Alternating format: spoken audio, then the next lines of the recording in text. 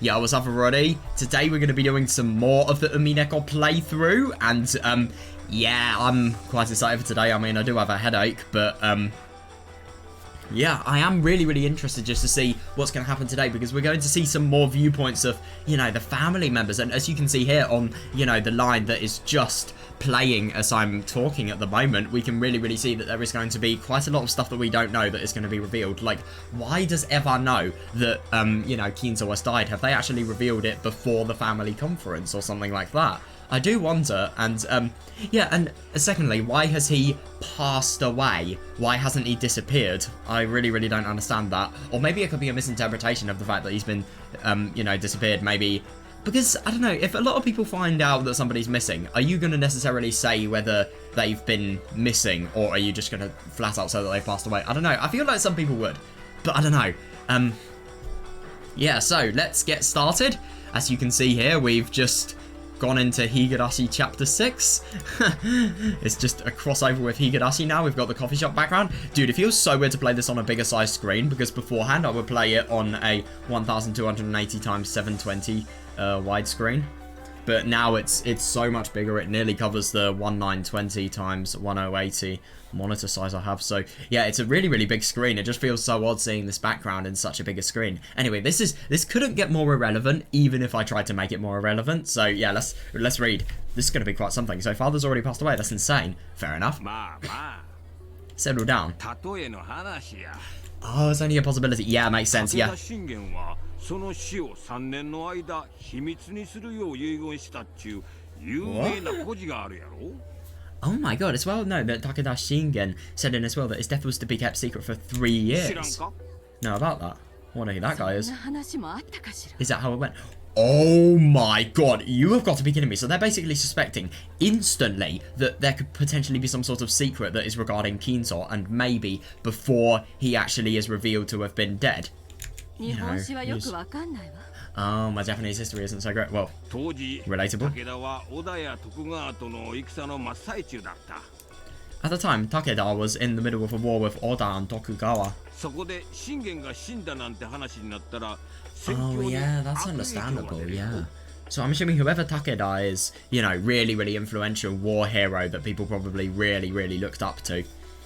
If people learned about his death at a time like that, it would probably have a big impact, a bad impact on the war. Ironic that. I do find it really quite surprising that they're thinking of this concept that is ironically totally true as well. Because of that, he left a will saying that his death should be kept hidden for 3 years. God, yeah. Hideyoshi did the same thing. Oh my god. Oh, that's hilarious. I just love that you can so casually talk about that, even though that person, Hideyoshi, has exactly the same name as you. He totally suppressed information about the death of his master, Oda Nobunaga, so the enemy wouldn't find out.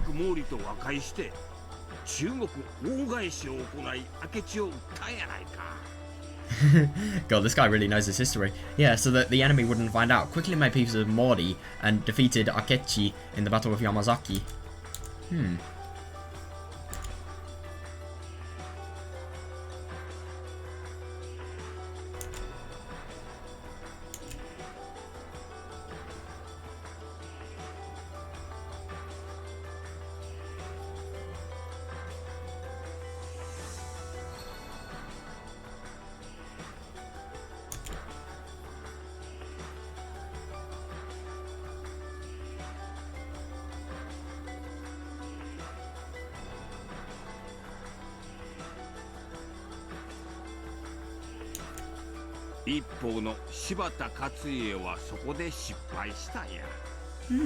On the other hand, Shibata Katsuie failed at this. The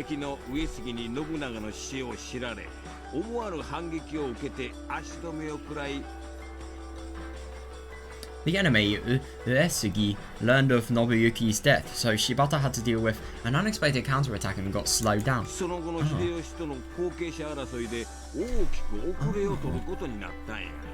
That's right, later on he suffered a great loss against Hideyoshi in the fight for succession.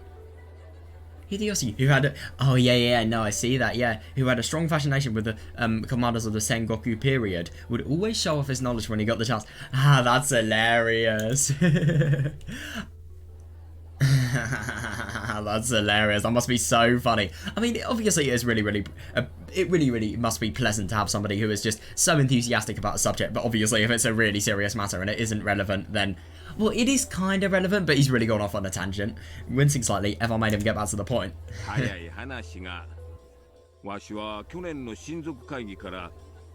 So basically, the whole time since last year's family conference. Oh, that is interesting. And what I find interesting is that his intuition is totally right as well. So basically, the whole time since last year's family conference, I felt as though something was strange. This is going to be really interesting, because if Kinzo is an illusion that is perceived by the people who believe in him because of the fact that he's resurrected, then how do these people hear him even though they don't believe whatsoever? It depends. Who told them that Kinzo was there, or did they overhear Kinzo? I don't know. You mean the time when Rudolph and I were talking about the inheritance and Father overheard us from the hall? That's just it.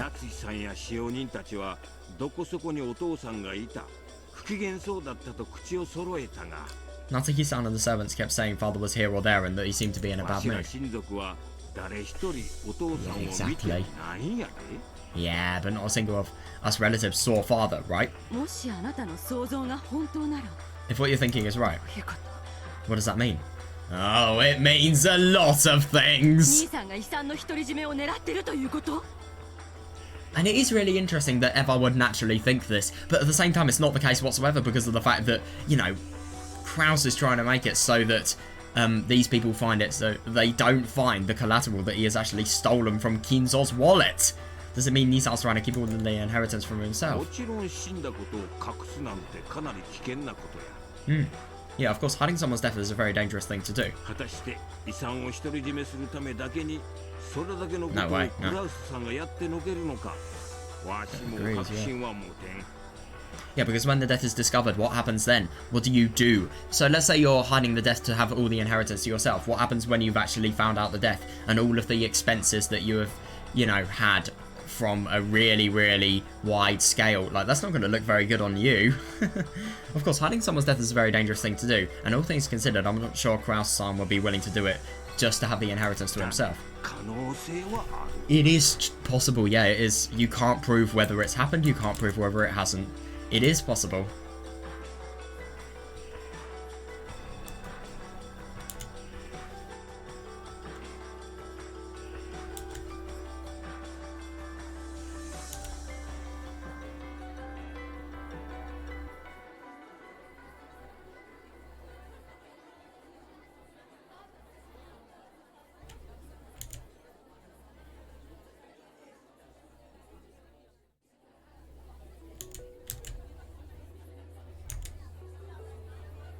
I feel bad for Eva though, she's one of the people that doesn't have much knowledge about Japanese history, and then you just have this guy who so enthusiastically talks about it, you must get bored. Or you can find it really interesting, I don't know. I feel like that's less likely though, judging by Eva.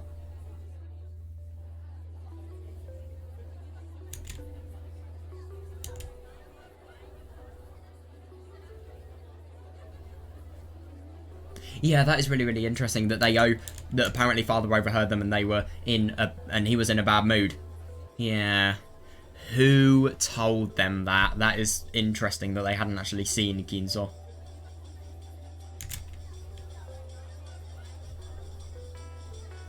I need more information.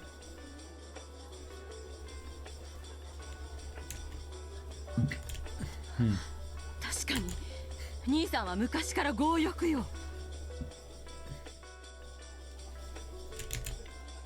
兄弟全員でと受け取ったものを着服するなんてよくあることだったもの。Well, it's true that Nissan always has been greedy. He always used to take things that were meant for all of the siblings, keeping them for a damn. Ironically, also the one in most debt. Kraus-san is supposed to be the richest of the siblings.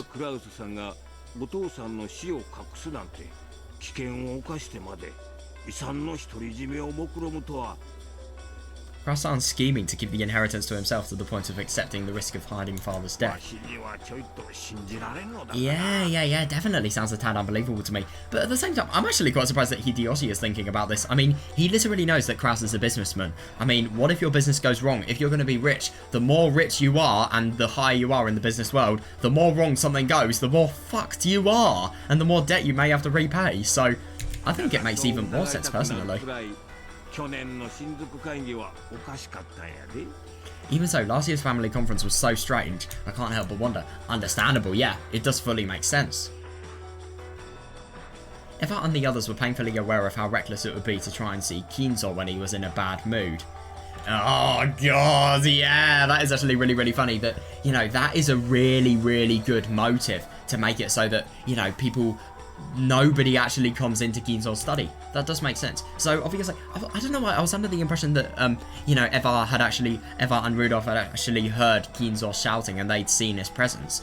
But no, that makes the mystery so much easier because now it just emphasizes how people actually want to hide Kinzo's body rather than anything else. That's really good. Yeah, so during last year's family conference, once they heard about Kinzo getting in a terrible mood, yeah, they never made an attempt to contact him. That was why, to this very day, they hadn't found it suspicious that Kinzo never appeared. Yeah, definitely, yeah, it fully makes sense. It certainly is worth expecting. True, yeah. Oh, he would. It really is, it certainly is worth suspecting, but I wonder if Nissan really would do something as appalling as hiding father's death.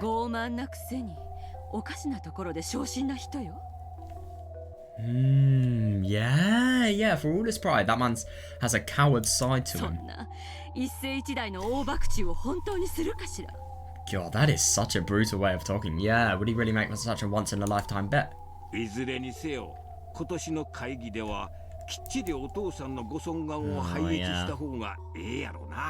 you know that I sense a thing called, I wonder what it is, a problem? Oh my god. Either way, it would probably be a good idea to make sure we get a chance to meet with Father during this year's conference. Yeah, that's bad. That is bad and deadly and really quite...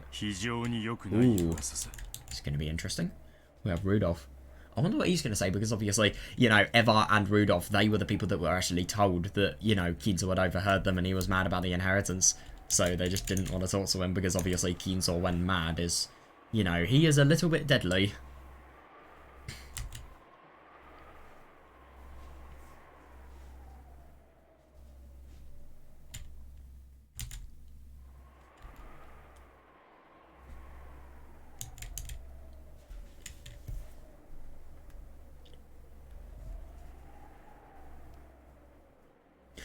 I hate that I do kind of see this, though.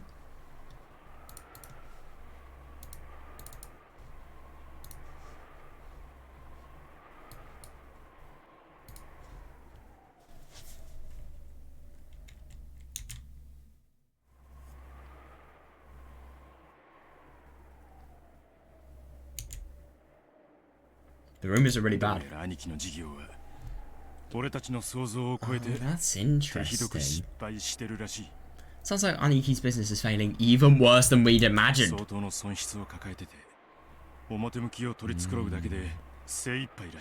That's tricky. Like, he's taking massive losses and he's giving it all he's got just to try and cover it up.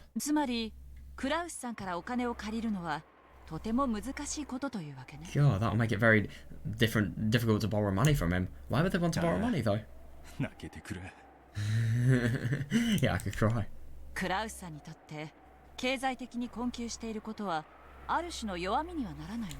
Yeah, I suppose so. His morale. Wouldn't being in financial stress also weaken Krasan's position in certain ways? I mean, obviously, you know, these guys only see the objective results and they only see the results that have been, you know, made within his company. I do wonder if they're actually seeing the future projections, though, and the potential, the future plans he actually has, you know, have... the potential his future plans actually have, because obviously even Kinzo said that even as somebody as talented with you know, business experience as Kinzo said that they would actually be really quite good in terms of their plans. Hang on, I've just got to do something.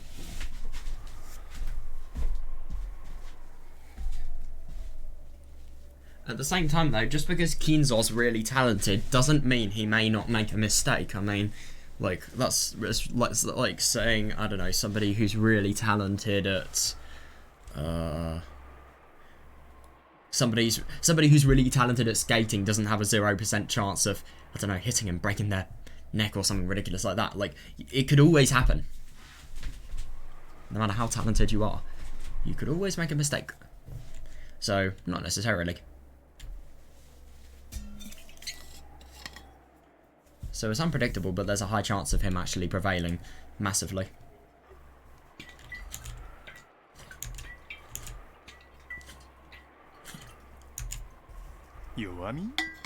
Weakness position. Fair, yeah, well, investors tend to have a keen eye. Fair. Yeah, if they hear that he's actually low on funds, they won't want to have anything to do with him. Yeah, I see that. It is, yeah, I guess trust is the most important part of that business. Yeah, because obviously if you don't have adequate funds, then, yeah, people won't actually be able to trust you very much. And reputation as well, can't forget about that. Kiria smiled thinly.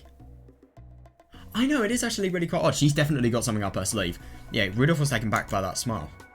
He figured that his plan, which involved raising money to get him out of the current mess by borrowing from the affluent Kraus, would all come to nothing now that they knew Kraus himself was in financial trouble. Yeah, that is tricky.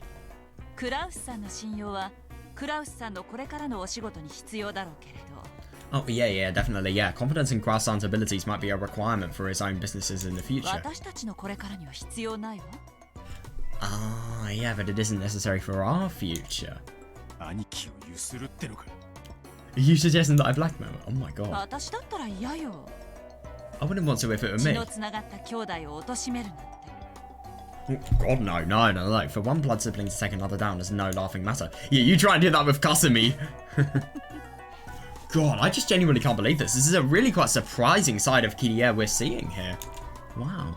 Rudolph felt a shiver go up his spine at Kirie's calls. Oh, no, seriously. Yeah, it just doesn't really make sense. I never really knew that Kirie was somebody who really wanted to spot an opportunity and just totally exploit it.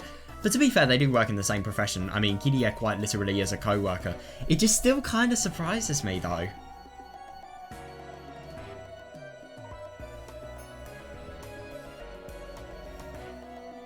I don't know about you, but whenever I think of Kirie, I always think that she's the type of person to work in really high ranks in a cafe or some sort of catering related thing. I just keep on forgetting, I don't know, she just kind of gives me that vibe. But I don't know, I always forget that she's a really high, person in terms of business.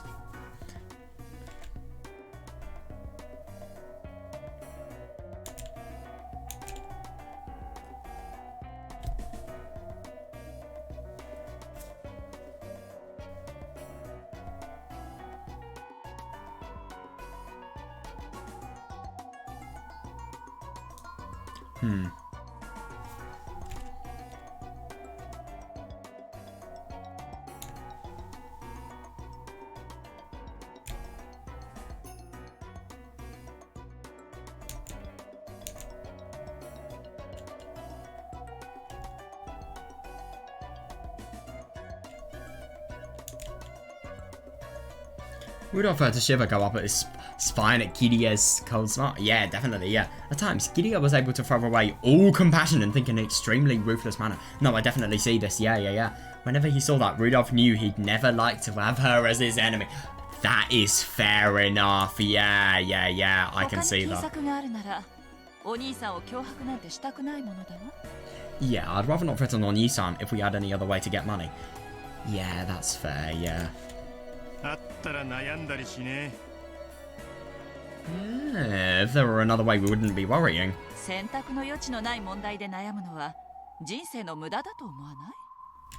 don't you think it's a bit pathetic to waste time worrying about a problem when you have no other options? Yeah, I see that. I suppose so. But at the same time, if the only option is obviously something that's going to be really quite hard and obviously morally questionable to do, then, you know, it is difficult. Rudolph stopped talking, folded his arms and lowered his gaze. Yeah. He still felt some of the terror he'd experienced thanks to Kraus's violence. Jesus. thanks to Kraus's violence when they were young. And now that same Kraus was the one he needed to threaten. Yeah, this is the worst thing. It's just really, really interesting that these people, they all have such high career positions, and yet, you know, the memories they have of, you know, they're really quite unpleasant time together as siblings. It really, really characterizes what they actually want to do. It's just surprising that they're dealing with such mature things, and yet they're having such childish memories, you know, shape what they are actually going to do in the situations. But at the same time, it does make sense, because obviously childish memories that could potentially cause some sort of really, really bad effects on you, they will scar you for a lot of time. They'll be a lot worse than any memories in your adulthood, I suppose. To be fair, it entirely depends on which memories, but people often say, you know, the memories you have in childhood that are the worst, they could potentially have the most impact in your life out of any memory, really. Dunno.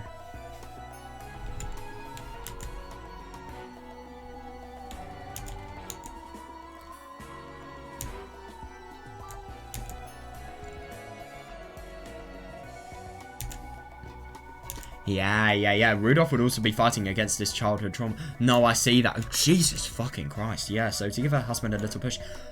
Yeah, that's awful. Kiria smiled reassuringly. I agree, yeah, and perhaps coldly. Yeah. Fair, yeah, I've never been a fan doing work based on trust. Yeah, because obviously it could just entirely be... That's interesting, yeah. Yeah, that is understandable. I actually really like that. Yeah, it takes hard work to build up trust, but only an instant to lose it. You could say one thing and then your entire trust could be gone. I see what Kiria is saying. I actually really like how that's put. There's no less profitable investment. You're right.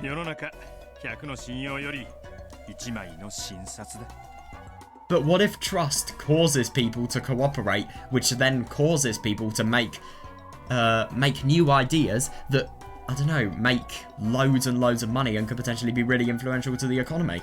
But at the same time, then there's the argument of, is it the idea or is it the fact that they're cooperating? But if the idea that they have made that has generated loads of money wouldn't exist if they haven't cooperated, then is it the cooperation and the trust that they have in each other that actually makes it so that, you know, that can be a thing? Do you see what I mean? You probably don't, because I explained that poorly, but yeah. I can't be bothered to explain it again, so sorry.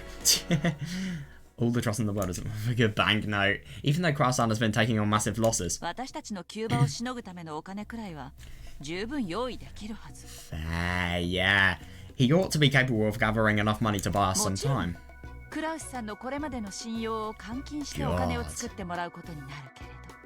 Well, let's hope Rudolph's knowledge of it not being worth a banknote is the case. It's just really interesting. What these people are basically going to do is they're going to completely threaten Kraus so that they can get as much money as possible to, even though he's in a declining financial situation. But obviously their future is affected by them, not Kraus's. Kraus doesn't care. They don't care about Kraus's future. It's such a selfish way of looking at it, but they have to be selfish if they want to maintain financial security in their business, really.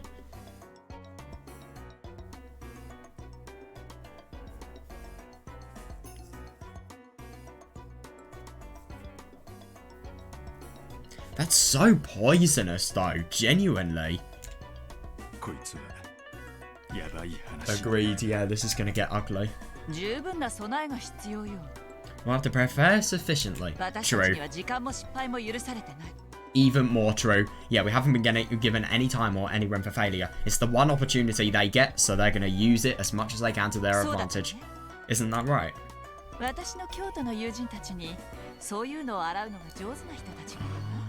Among my Kyoto friends, I know a few who are talented at this sort of investigation. Fair. I'd rather not be indebted to people like that, but do you want to try meeting them? Oh, that's gonna cause everything to go down here, wow. Agreed, yeah. You can't expect that people like that to offer you receipts, but I'm sure they'll... Oh, I love that. But I'm sure they'll dig up something that makes them worth the investment. They will.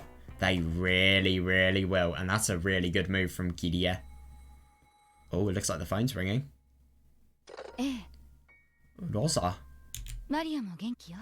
Maria is doing well too. That's none of your business. God, I wonder what this is.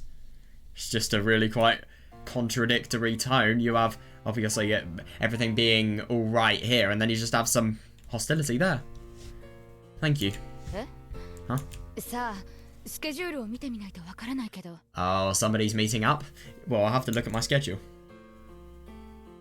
Oh, Rosa was talking to Rudolph over the phone. Rosa rarely received calls from her older siblings, so she braced herself for something serious. Yeah, that's really, really sad to think that, you know, the only time they're actually talking to her is when, obviously, they need something from her and they need her cooperation. Well, truth is.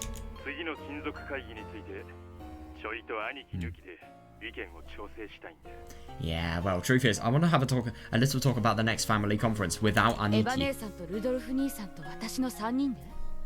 Between you, me, and Eva-san. Fair. Yeah. Sounds like a headache. I can't go into the details over the phone. Oh, yeah. Couldn't agree more. It is ironic to think that you can't actually say the details on the phone because of the fact that it is all confidential. Yeah, totally. But I think you'll find it's worth listening to. Something good. Yes, it is something good, of course. Aneki's all for it. Yeah. Ne-san is?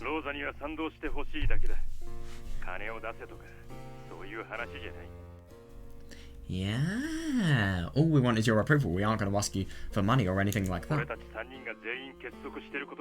Yeah.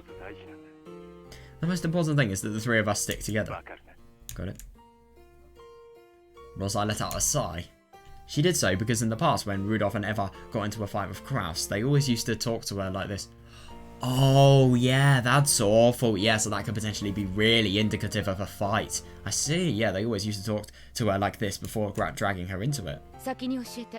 First, tell me. I stand to gain something too, yes? Yep. Yep. Now the prizes have been put up for grabs. The three of us will each grab 200 million out of this. Yeah, you can't predict that. But what if you don't? Like, you're saying that they will. You're not even saying that they might. They're not. He's not putting any, you know, idea of whether it could go wrong or not into his, you know, advertisement of the benefits of the situation, really. It's just so misinformed. Well, it's just so, so deceptive, really. That should be enough to handle your debt, right? And when can we expect to grab the spy? Yeah, of course it will be within a year. Yeah, everyone does, even Kraus. Aneki needs it. Yeah, and you need it too, Rosa. I see that though, yeah. All three of our problems will be settled. So the chances of success are good enough that Ne-san's agreed to it. Yeah, I suppose so.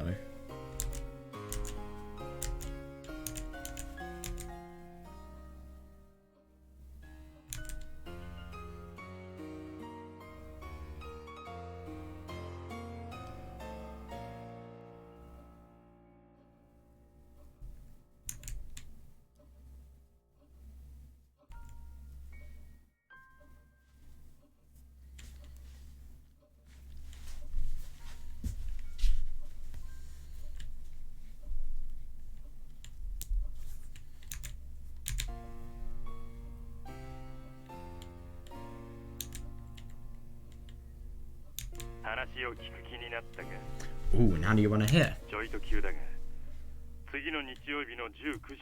Oh.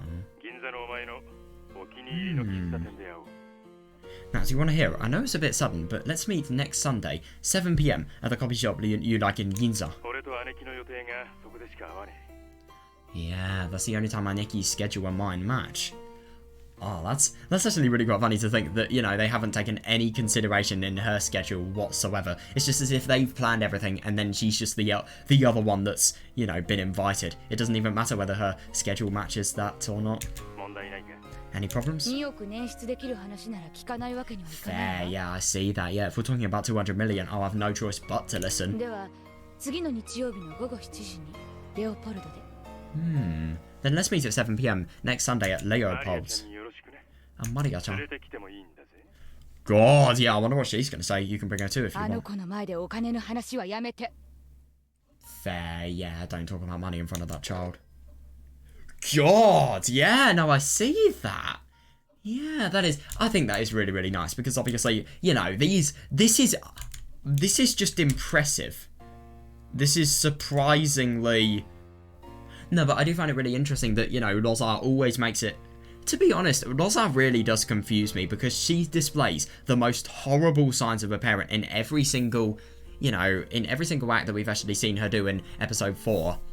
And such a fake side as well. But at the same time, it's just really quite odd that I do kind of get... I've always got the impression with Rosa that she's never really known herself where she actually stands with Maria, because it just really, really depends on which side she's actually, you know, with in her emotions. Because in her normal and natural and rational side, she actually loves Maria, I kind of get the impression of. But then when she's in her horrible side, you know, it's just so bad that it's as if there is no love, there is nothing but hatred and envy for her, obviously because of the fact that, you know, she's disruptive to her love life, it's so much more complex.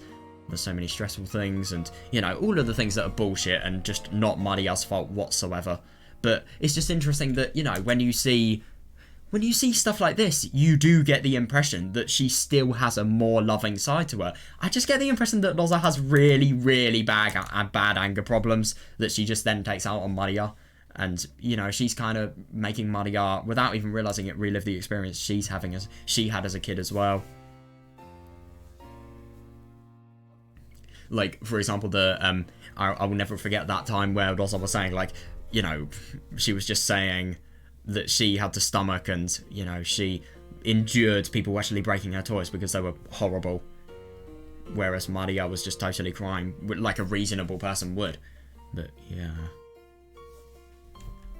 Rosa is a real character that confuses me because I know with people, to be fair, they all have really, really good sides and really bad sides. I think Eva is a really, really good example of this.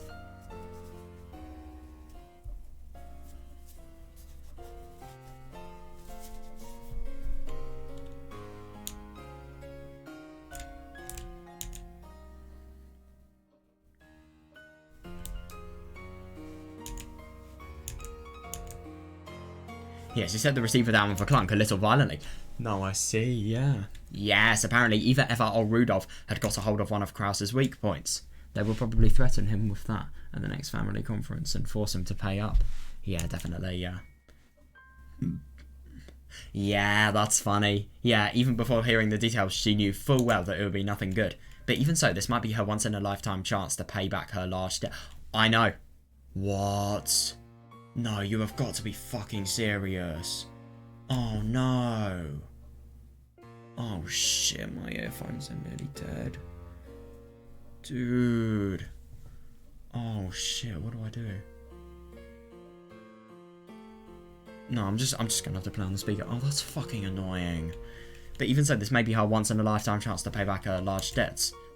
Yeah, oh, that's interesting. Rosa took a notebook out of her handbag. Yeah, probably just to remind. Yeah, and started to mark the day she'd be meeting with Rudolph and Eva.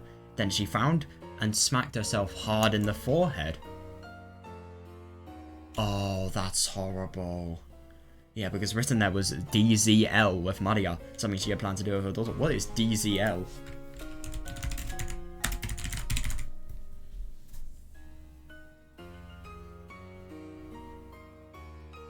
What?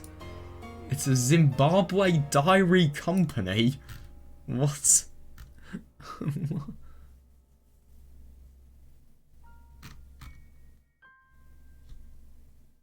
Huh? It's some sort of SQL related thing. DDL. Sorry. My eyes are bad. I don't know what it means. Maybe it's just something that Maria would have thought. Maybe specific to Rosa. Oh, that's horrible though, because written there was DZL with Maria, something she had planned to do with her daughter, and she's just going to have to break yet another promise. Maria was in her room playing around excitedly with Sakutaro and the others. Yeah. Ah, Disneyland. That's because she was... Oh, that's horrible. Yeah, that was because she was going to go to that recently built amusement park, Disneyland, the following so. Yeah, that is brutal. Yeah, looking at the clock, I saw that it was just past 9 at night. Oh, Maria was breaking the lights out rule. Oh shit. After covering her face and agonizing for a while. God, it must be stressful. Oh, you've got to be kidding me. Rosa stood up and stomped over to Maria's room. God. The room will probably be a mess as well. Yeah, at least tonight that was convenient. Oh, it was really quite tidy. As she stood outside the door to Maria's room, listening to the happy laughter seeping through. Rosa's face twisted in anguish once again, and she looked at the floor. Then when she raised her head again... Oh no. Then when she raised her head again, her brow was furrowed, and her face had become an ugly expression of anger. Oh no. Oh, what's this? Ooh. Oh, it looks like the thunder is definitely out. The weather wasn't that great. No, God no, yeah. According to the weekend forecast, a second tropical cyclone would likely grow into a large typhoon. Exactly! The weather forecast was definitely forecasting correctly.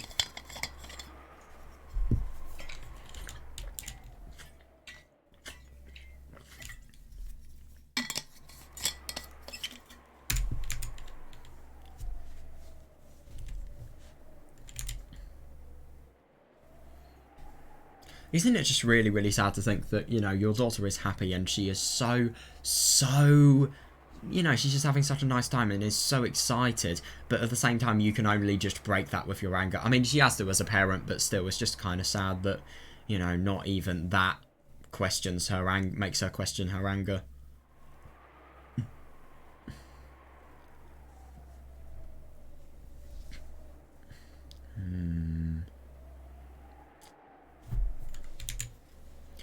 The weather wasn't that great. According to the weekend forecast, a certain tropical cyclone would likely go into a large typhoon. If unhappy premonitions tend to be right, this year's family conference will probably take place in absolutely horrible weather. Yep. Yep. No, I wish a typhoon large enough to stop all boat travel would seal Okkenjima away forever. If that happened, I'd be able to hide Ginzo's death as long as I wanted. I know, it is just genuinely so weird to think that this is a massive scandal that Natsuhi actually has. Yeah, if only the typhoon would keep them at bay forever. Fair enough, yeah. Natsuhi let out a deep sigh. Just doing that made her headache throb. Oh god, yeah. Yeah, she is properly stressed. Yeah, as the day of the family conference approached, the intensity of her headache just kept on increasing. Yeah, that doesn't make sense. Yeah, that does make sense. That doesn't surprise me whatsoever. Ooh, at that time the phone rang. Natsuhi turned the TV off and picked up the receiver. Hi. Hello. That's surprising. He would only do that if it is something really bad. I apologize for calling during your rest. It is Genji. Is something the matter? Ah. Not there is a new guest that we don't know of. There is a phone call for you from the external line. Interesting. However, they will not state their name. They aren't saying their name. Yes. Oh, maybe not then. The person in question said, but that's actually really quite odd because obviously I think the most likely people could be anyone in the, you know, Ushidomiya family, but at the same time that's not happening whatsoever. Yeah, the person in, you know, Genji would know of it if that's the case, but no. Yeah, the person in question said you would know when you spoke with them. What should be done? Yeah, it might be a prank. Fair enough, actually, yeah. What do they sound like? Oh. I believe it was a young man. Well, that's a bit vague.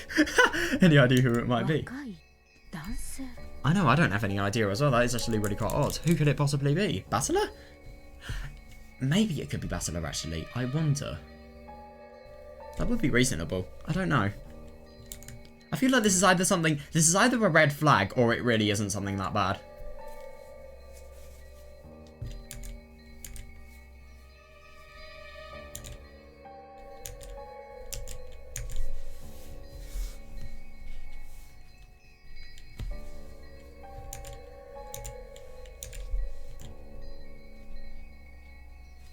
Not that he didn't have a clue who that might... exactly, yeah. In the first place, there was no one amongst her acquaintances who would do something as rude as refusing to state their name. Yeah, and on top of that, a young man? Oh, yeah, fair. Yeah, especially for somebody as disciplined as her. I totally see that. Yeah, as a wife, she must avoid any contact that might be considered suspicious with anyone other than her husband, much less a young man. As soon as she thought this, the phone call suddenly seemed like something dirty. I see that, yeah. But despite that, she also wanted to know what they wanted to tell her. Fair, yeah. Could it be some kind of trouble related to Krause's business? What if there was some particular reason they needed to talk to Krause's wife instead of Krause directly? Ah, yeah, that is interesting. It could be potentially some sort of really, really bad event that's actually happening. I see that, yeah.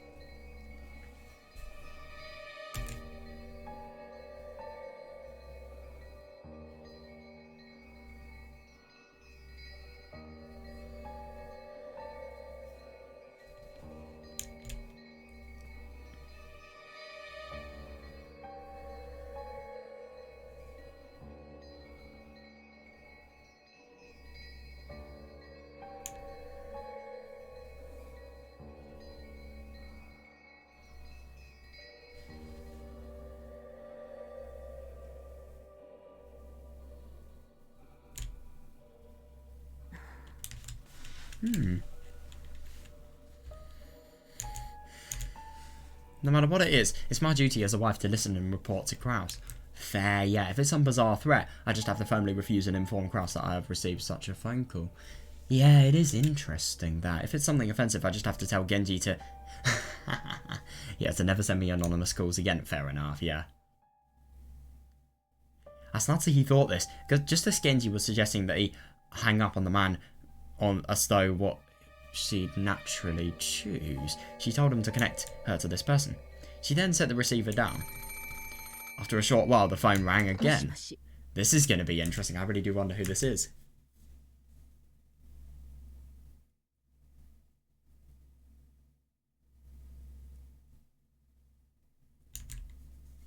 Yeah, so I really wonder if it could potentially be the siblings. But why would it be anonymous? And, you know, none of the siblings are young. Anyway, it's weird. Maybe it's Juza. And why would it stop be like, actually use your head? Why would it be Juza? What connection does he possibly have to the Ushinomiya family? I don't know, I'm just thinking of random young people that I know in this story at this point.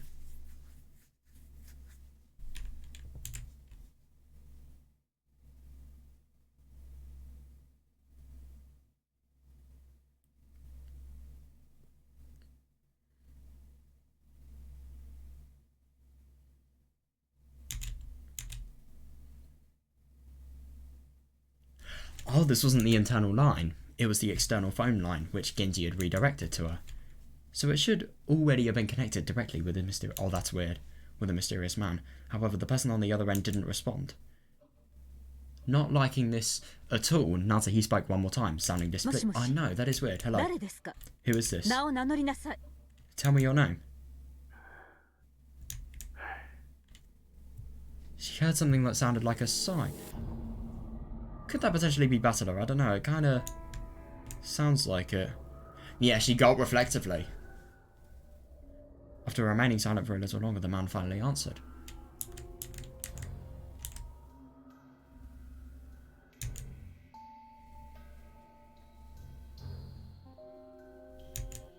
This sounds like a soundtrack we've known before and we've heard before, but I don't know, I can't tell if it is or not. I don't think it is. I don't recognise this. No, I don't. But I do at the same time, it's weird. No, we've heard this. We've heard this. No, we've heard this. After remaining silent for a little longer, the man finally answered. Right, I wonder. Yeah, it's Battler. It is Battler. It's been a long time, huh? Yeah, that was the first time the man has spoken. Just how long has it been? It's hilarious to think that, you know, Battler doesn't actually reveal his name just so that there's the most surprise possible, and that he's also speaking informally to Nutty out of all people. What are you talking about? Who are you? Yeah, the voice certainly did sound like a young man. Yeah. But it's hard to learn much about someone just by their voice over the phone. Yeah, definitely. Yeah, it sounded like a young man, but it might actually be a middle school-aged boy. Yeah, fair. You can't really prove it. Yeah. Or a man in his prime who still had a youngish voice. No, wait. It might be too soon to... How? How the fuck does that voice sound female? What? No, wait. It might be too soon to be sure that this is even a male. However, one thing was certain. Oh, yeah, definitely, yeah. Not that he could think of no one who would speak to her in an overly familiar manner like that. Yeah. It'd be easy for me to tell you my name. Yeah, fair enough, yeah. But that would make me very sad. Yeah, I don't know what you're talking about. Who are you? What business do you have with me? If you can't tell me that, I'm not interested. I'm hanging up! He's being so mysterious. What I want is for you to remember. What is it that you're telling me to remember? You do know him. You just don't know that you know him. I don't know you, so I have nothing to remember. Please don't say that. What the fuck? I am your child, am I not? Huh?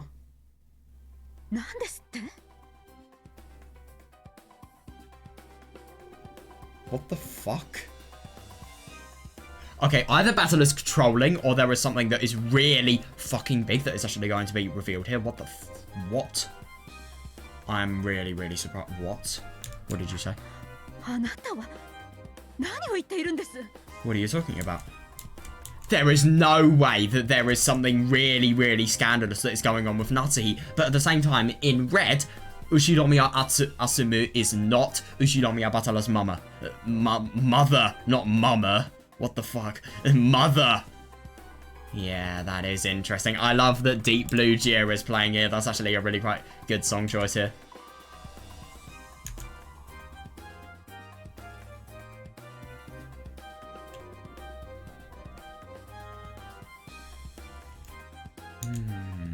That is really odd though. I just genuinely wonder what's actually happening. There are so many things that we need to know. And how does Battler know this, by the way? What did you say? What are you talking about? Please, do not say things that will make me so sad. What the fuck? Oh my god, yeah, that unsettling word thrust itself mercilessly into the depths of Natsuhi's heart and started churning it around. Has Natsuhi had some sort of... Oh no, understandable. Has she done something really scandalous? Because at the same time, even though it would seem absolutely absurd, maybe there is something that she has done that she may not be able to take back. But at the same time, I don't really understand this whatsoever. If Battler was born at the... But, no, it just doesn't make... No, it can't... There's no way. Because I kind of forgot that Natsuhi, you know, she literally had Jessica, and, you know, Jessica is the same age as Battler. Wait, let's do birthday check.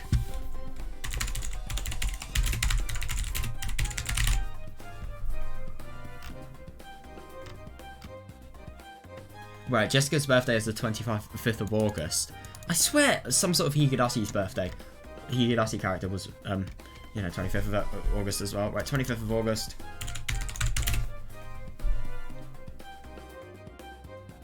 Yeah, July 15th? How the fuck is that biologically true? That's not. It's impossible biologically. I don't understand why. Does Battler have some sort of really weird... Let's say, I don't want to use the word, but... Let's just say... Obsession. Yeah, if you know what I mean, you know what I mean. It's Battler, I wouldn't be surprised. He also has an obsession with, things that are unique to women. This situation get more awkward challenge. Impossible. The unsettling word thrust itself mercilessly into the depths of Natsuhi's heart and started churning it around about. I like that, yeah. In her entire life, Natsuhi had never been told something so unsettling. Yeah, it is weird, but Natsuhi, I don't think, could possibly be Battler's mother. I just don't understand whatsoever. In her bewilderment, Natsuhi felt her heart beat so loudly that it felt like it would explode. God. But yeah, seriously, neither do we. I have no idea what you're talking about. Right, this is where he really needs to say that he's Battler. Yeah, I don't know what you're planning on, but I'm hanging up.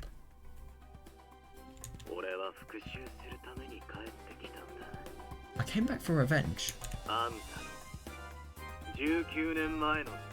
What the fuck? Revenge for your crime of 19 years ago. What? I'm sorry, what the fuck?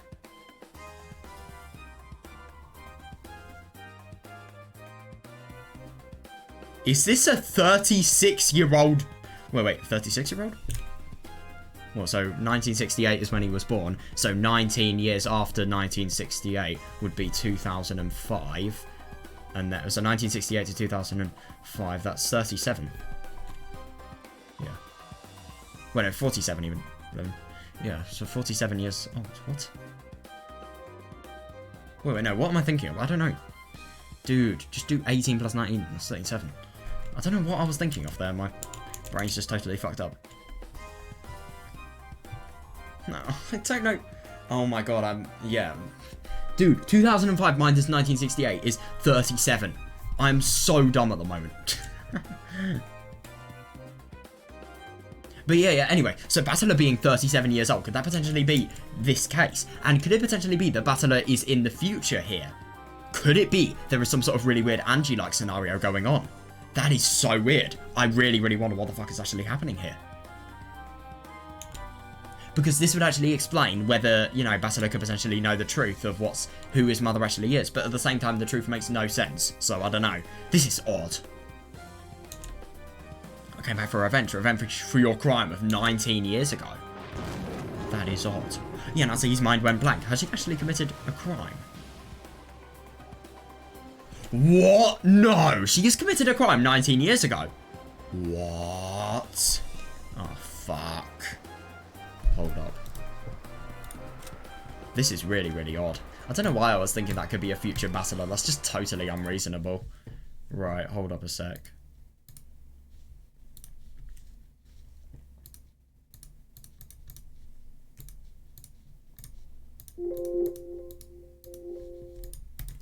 Right. Sorry, I've just got to do a few things.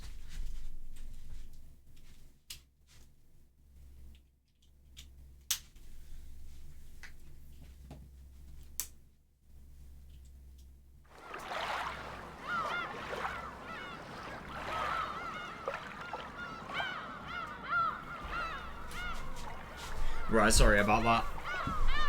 Just needed to put my headphones in the charger. That is really interesting. This is really ambiguous, whatever it is. So, whatever has actually happened, could there potentially be some sort of crime? Because this is obviously Battler. But could it be like a crime that she has done 19 years ago that Battler is going to expose? Yeah, Natsuhi's mind went blank. And from beyond the window, howling outside the window. And beyond the wind howling outside the window, she most certainly heard the roar of the sea from that day. So. Wait, no, this isn't Battler. Oh my god, I was convinced that it was Battler. Wait, let me just turn the volume up. I need to listen to this. Yeah, I told you that I don't know what you're talking about.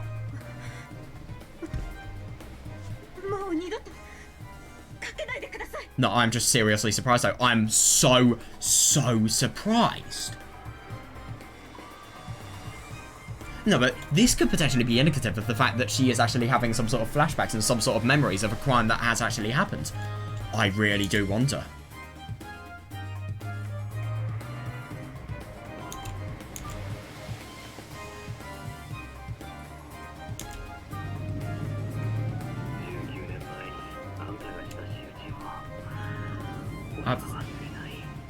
I've not forgotten how you treated me 19 years ago.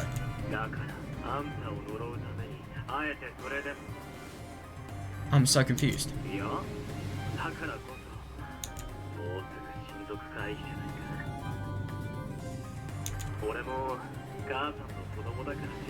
I am seriously confused. This really sounds like Battler. I'm just trying to listen to whether it's a different voice or not, but I just genuinely can't divulge whether it is or not. I will come to the day of the conference.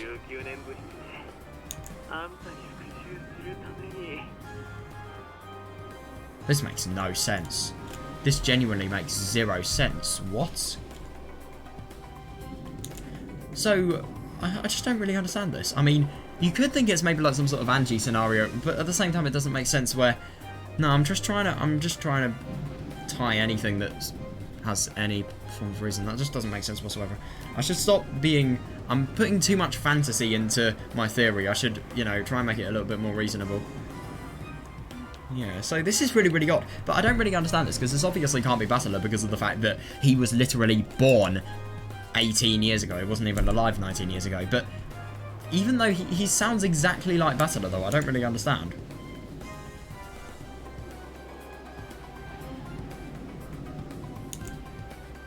That is really interesting. I genuinely wonder what the crime that she had committed 19 years ago was. Maybe it could have been... I don't know. The thing is, it kind of makes it more tricky that she's a woman, because obviously it can't have been adultery. It can't have been another baby that has actually formed and, you know, been born, because of the fact that, you know, Battler... Well, I mean... To be fair, there is no saying that Battler couldn't have been, I don't know, twins with Jessica, and maybe she was then separated, and maybe the treating that could potentially have been really bad was because of the fact that, I don't know, she's... Well... Battler's really annoyed at that separation. I don't know. It just doesn't make sense.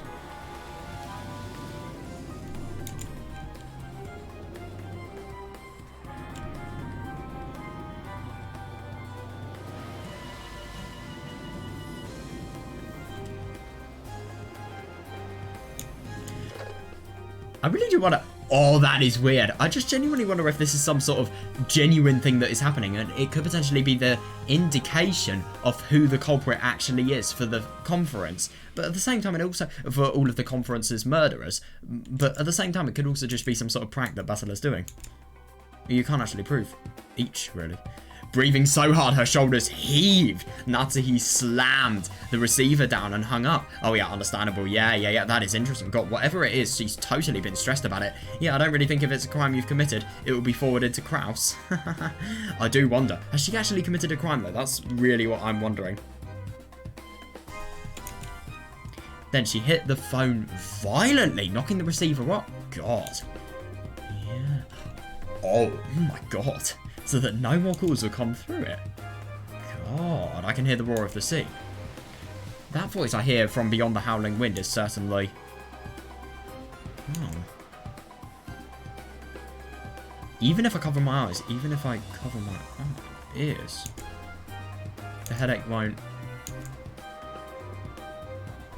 God, completely pale. Natsuki kept shivering as though cold.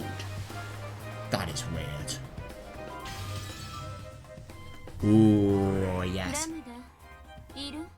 Lambda, are you there?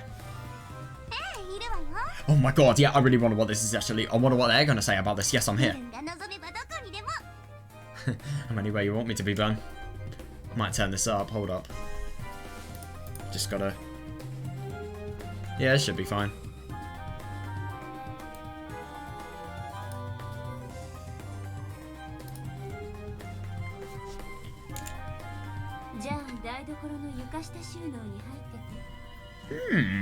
Then crawl into the cupboard under the kitchen floor. I love that. Or in a jar of rice bran paste, if you like. Right.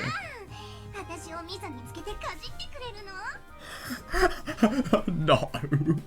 Are you gonna dip me into bean paste and bite into me? That's a bit scary. I don't really think she is burn a cannibal. でもそれなら蜂蜜につけてほしいものだわ。 What? You're not even objecting this? But then I'd rather you dip me in honey. 私にベルンは砂糖水で煮込んであげる。 In return, I'll cook you in sugar water. せめて砂糖醤油とみりんにして。 Oh yeah, yeah, do it. Do the sweet soy sauce. Yeah, not a reference to Higurashi whatsoever, is it? At least make it sweet soy sauce with sweet sake. それで何？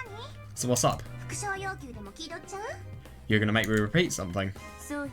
Oh, that's interesting. That's right. この夏日の電話のやり取りは事実。 Oh yeah, good one. Is Natsuhi's phone conversation here real? Don't say yes. Ooh, Lambda Delta grinned unpleasantly as though sizing Burn Castle up. She was probably trying to tease Burn for making that demand. Yeah, understandable, because maybe this could potentially have a really, really big impact. You refuse to repeat it. さてね。 Well, now. 拒否か応じるかどうしようかな。 I know. Should I refuse or should I それを respond? 決めるのはゲームマスターの私の自由だし、その判断をいつするかさえ自由。 Yeah, that's tricky. Should I refuse or should I respond? As the game master, that's up for me to decide, and I get to make that decision anytime I want. 青字宣言でない限り、あんたに答える Fair, 義務は yeah. ないし。 Yeah, because obviously you need to make it so that you can't just get red. You have to make the effort to get red, I suppose.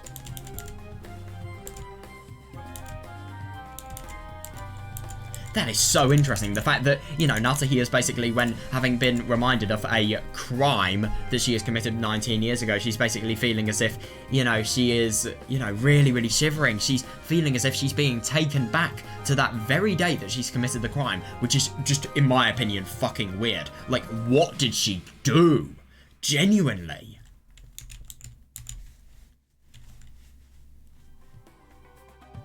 I'll tell you what this reminds me of. I'll see if I can find it.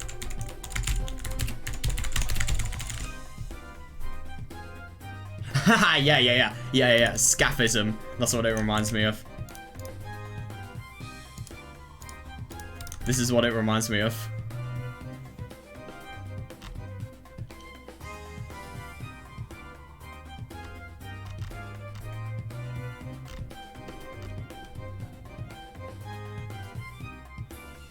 So here's a... Yeah. This is basically bugs inside my skin, but quite literally. But that's kind of what it reminds me of. Because I was having a conversation with, you know, a friend. I was just joking, there are obviously bugs inside my skin! And then, you know, that's what they responded with. And I will never forget that. But yeah. Oh my god. Burn and Lambda. I think that would be painful. Don't do it. Don't do it to Beatrice either.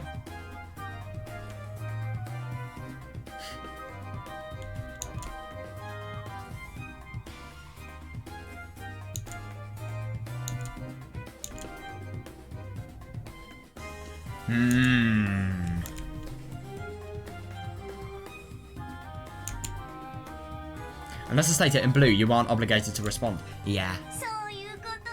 That's it. 今はせいぜい夏日の19年前 Oh に my god, I know. Yeah. For now, you're stuck wondering about Natsuhi's secret of 19 years ago, okay? ワクワクテカテカしてなさい。 Make sure you're sitting on the edge of your seat. Now, if we think about what would Natsuhi's motive be 19 years ago, we have Eva and Hideyoshi who have George, who could potentially overtake, you know, Kraus within the headship because of the fact that George would be a more fitting successor.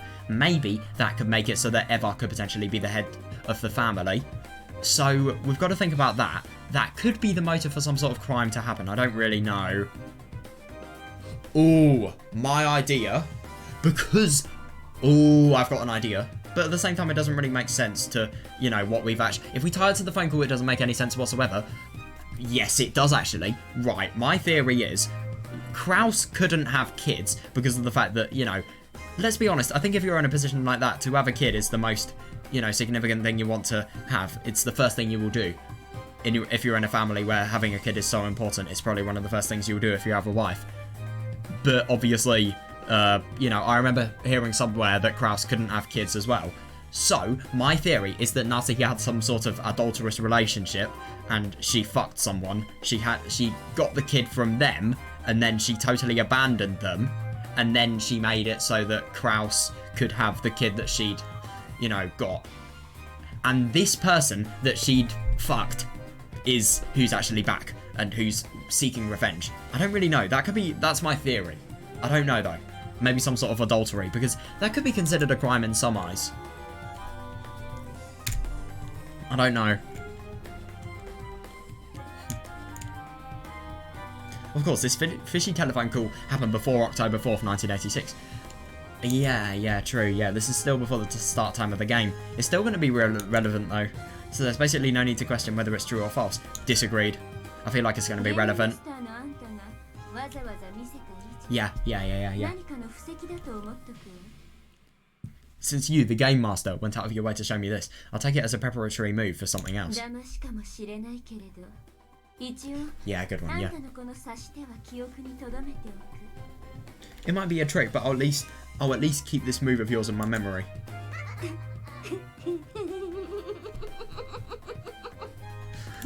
That laugh though, oh my god. No, it is actually really quite surprising that Burn isn't forcing Lambda to do it whatsoever. Battler totally would. So you'll leave without turning the card over. That's so Battler.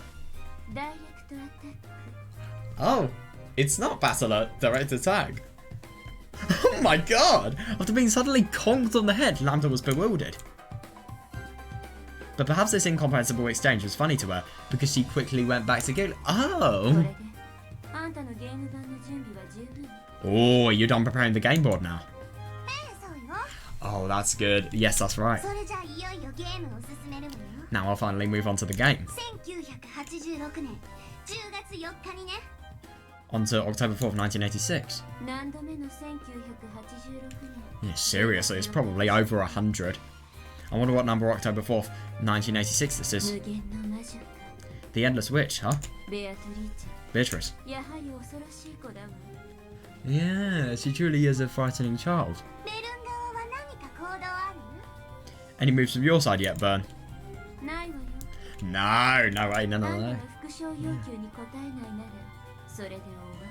That is interesting. Maybe Burn is actually going to use that to her advantage in some sort of other part of the game, I wonder. Because obviously now that Lambda's refused to make, you know, what she said repeated, maybe she's needing to, you know, think of it herself and think of the answer herself. If you refuse to repeat what I asked, then I'm done.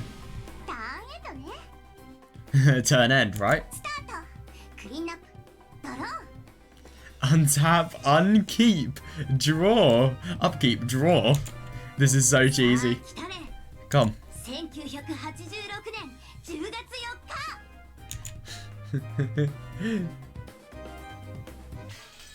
Oh, right.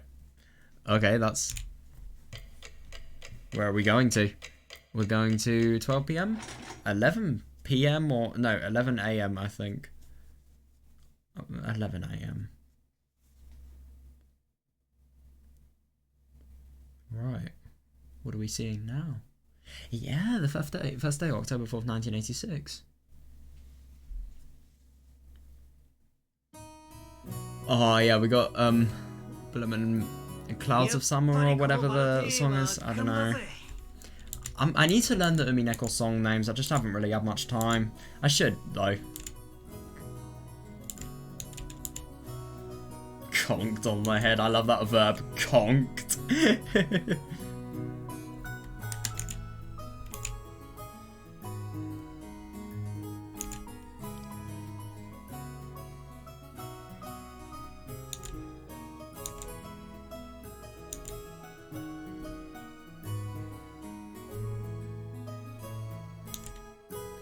Alright, this is going to be really quite interesting just to see, you know, how this actually begins and what the differences are going to be. This Rose Garden really is a masterpiece. Yeah, it's gotten even more awesome than it was 6 years ago. Seriously, I don't disagree with that in the slightest. You're so lucky to have this as your own yard. Are you kidding? Fair. Fair enough. To be fair, it kind of depends. If you have friends over, brilliant. if you don't, then yeah, it must be really quite annoying. Yeah, for me, it just makes a longer walk to the harbour, and that's a real pain. No, I see that, yeah. It is, to be fair. Yeah, that's a pretty luxurious worry. 毎朝バラと挨拶してから投稿。素敵素敵。 Getting to say hi to the roses every morning must be こん awesome. なにいっぱいのバラ、みんなと挨拶してたら遅刻しちゃうね。 She really is nice. Yeah, you must get late after saying hi to so many roses. It is really quite sweet, that. 残念だな。 Oh god, yeah, ironic that. Shame about Angie, お though. 腹壊しやすいんだって。 Oh god, isn't it just so horrible to think how much significance this one colloquial line has when you realise what's going to happen to people like her? Yeah, shame about Angie, though. I heard her stomach gets upset easily, right? Apparently. It's probably her intestines that are weak.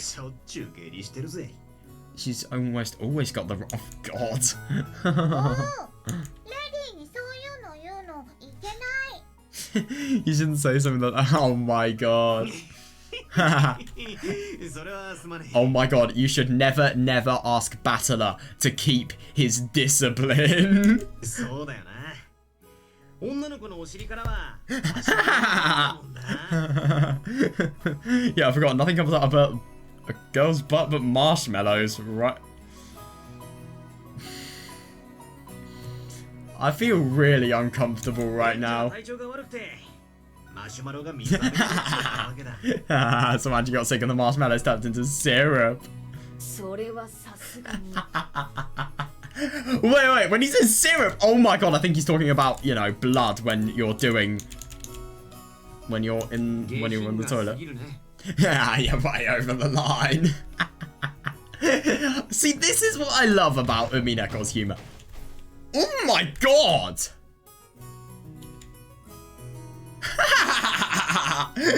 George and Jessica slammed a knee and a fist right into either side of Battler's gut. Jesus Christ. Whack. Smack that. Jesus. Oh. The smack thud was probably his sound made when his knees hit the ground as he fell up. God. Sounds painful. I've never seen this guy before. What the fuck? This is just really uncharacteristic. Normally, Battler possessed the good sense you'd expect of an 18-year-old man. I love that. However, it seemed that this reunion had brought him back to the mental age he'd been 6 years ago. To be fair, if you're 12 and you have, you know, if you're making jokes like, let me just get a quote up that I've got from my amazing Umineko experience. Hang on, I'll be a second.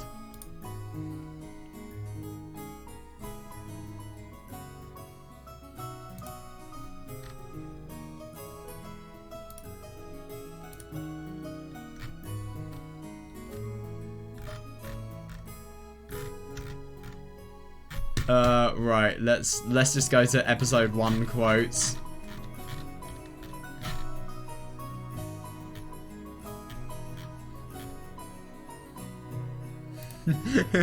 Yeah, here's a good quote. Yeah, to be honest, I feel like if you're the mental age of 12 and yet you're, you know, having thoughts like this, isn't that just like a little bit fucking concerning? Like, seriously, you should not be having thoughts like that if you have the mental age of 12.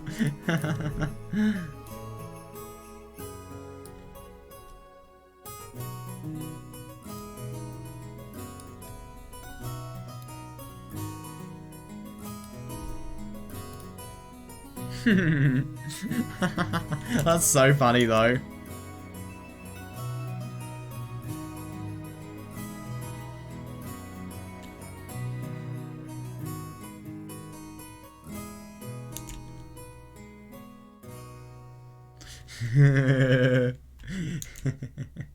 And bit by bit. Ah, that's funny. Yeah, Jessica and George realised they were also returning to the way they'd been back then. Oh, I find it so sweet about Maria thinking, you know, Jessica. It is just really interesting, though, when you think about, you know, kind of like the pagan-like beliefs that, you know, magic kind of has connotations with sometimes. And I'd assume that Maria has connotations with those beliefs as well. Like, you know, just the fact that everything has a soul and emotion behind it, really. Ooh. Nata, he gazed at this charming chat through an open window in the hall. Madam, Kraus-sama is searching for you. Oh, もう少ししたら行きます。 I'll go in just a bit. まだお昼にもなっていないのに。疲れました。 God, yeah. I'll go in just a bit. It isn't even lunchtime yet and I'm already tired. I feel bad. That must be a nightmare though. You're just having one of the most important, you're just having one of the most important times of your life and yet you're already tired. Oh, that's tricky. Yeah, understandable. Yeah, it is going to be a very hard night and she needs to accept this. Yeah, just a few moments ago, the sparks had already started flying between them and Eva's group. The others had pounded on Kraus and Natsuhi over and over to get Kinzo out of it. Oh, fuck. Yeah, because obviously this is the weak point and they can totally exploit this. That's the worst thing.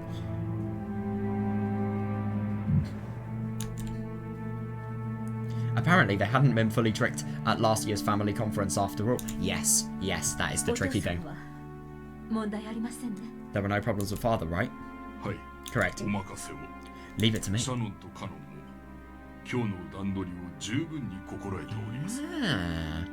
Leave it to me. Shannon and Kanon are also prepared to handle today's arrangements. That's really, really interesting. So Genji's probably going to try and solve the scandal himself. I wonder.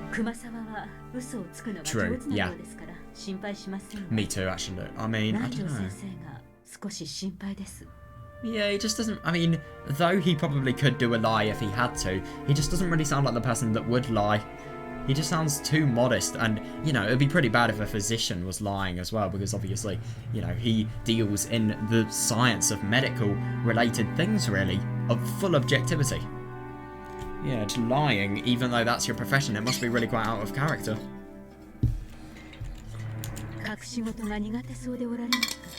Yeah, I get the feeling he's bad at hiding things.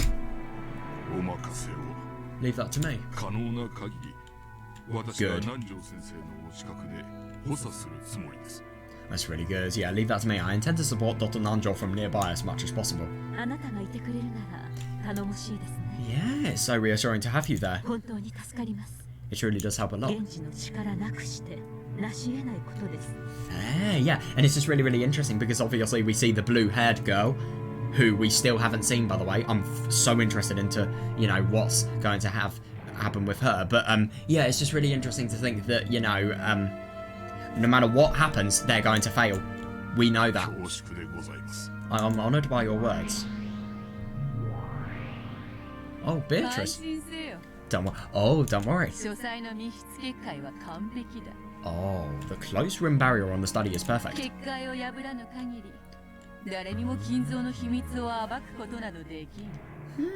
As long as the barrier remains unbroken, yeah, no one will be able to expose Kinzo's secret. Yes, I understand. Still, you heard that conversation in the parlour just now, didn't you? Yeah, indeed. Oh, definitely, yeah.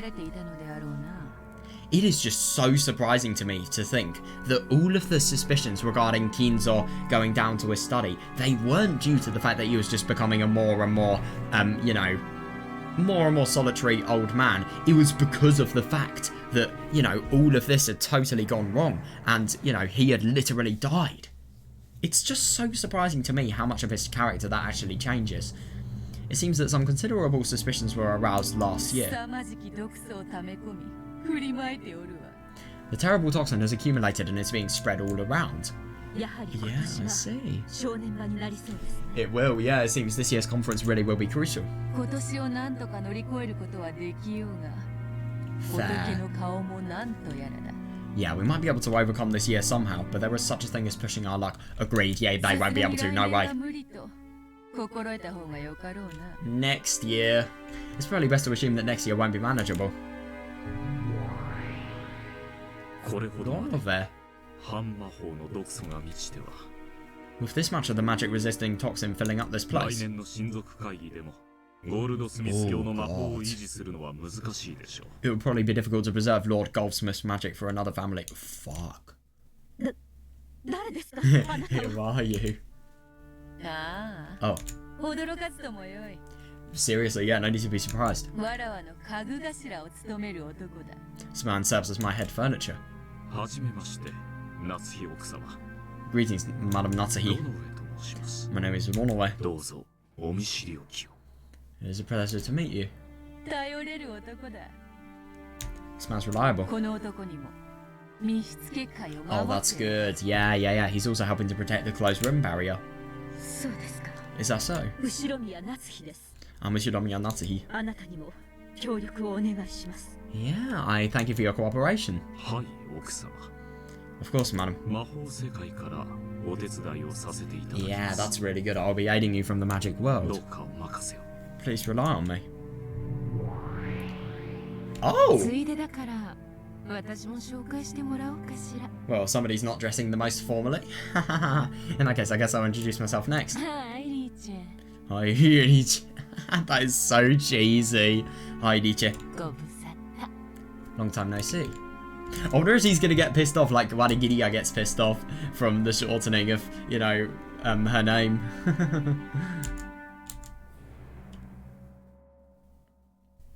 That is really, really tricky, this, though. It is going to be interesting to think how the events actually hold up and, you know, what the tensions between Natsuhi and everyone else are actually going to result in.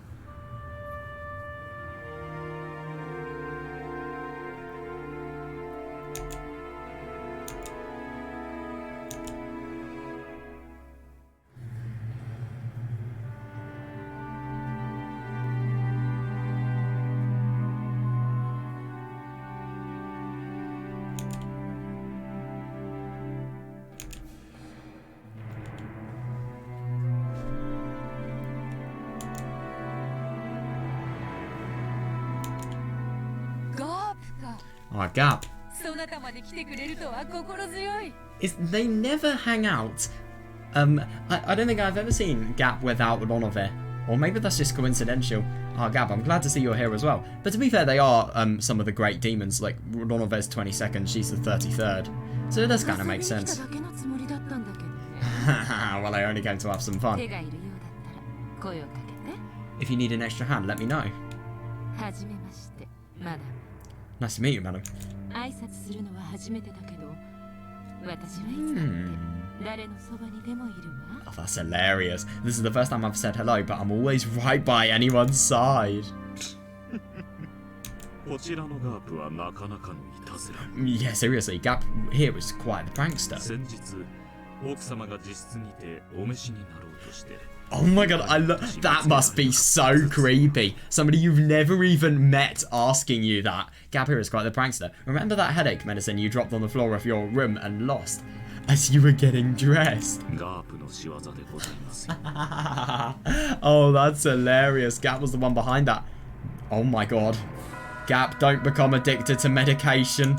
Please. 確かに置いたはずなのに見つけられない小物があったらこやつのいたずらを疑うがよいぞ That's hilarious. Whenever you set something small down somewhere but can't find it later, it's always a good idea to suspect that it's one of her わら pranks. わも昔随分とからかわれたものだ I can imagine somebody totally getting pissed off by Gap. Oh my god. Could you imagine if there's just some sort of really...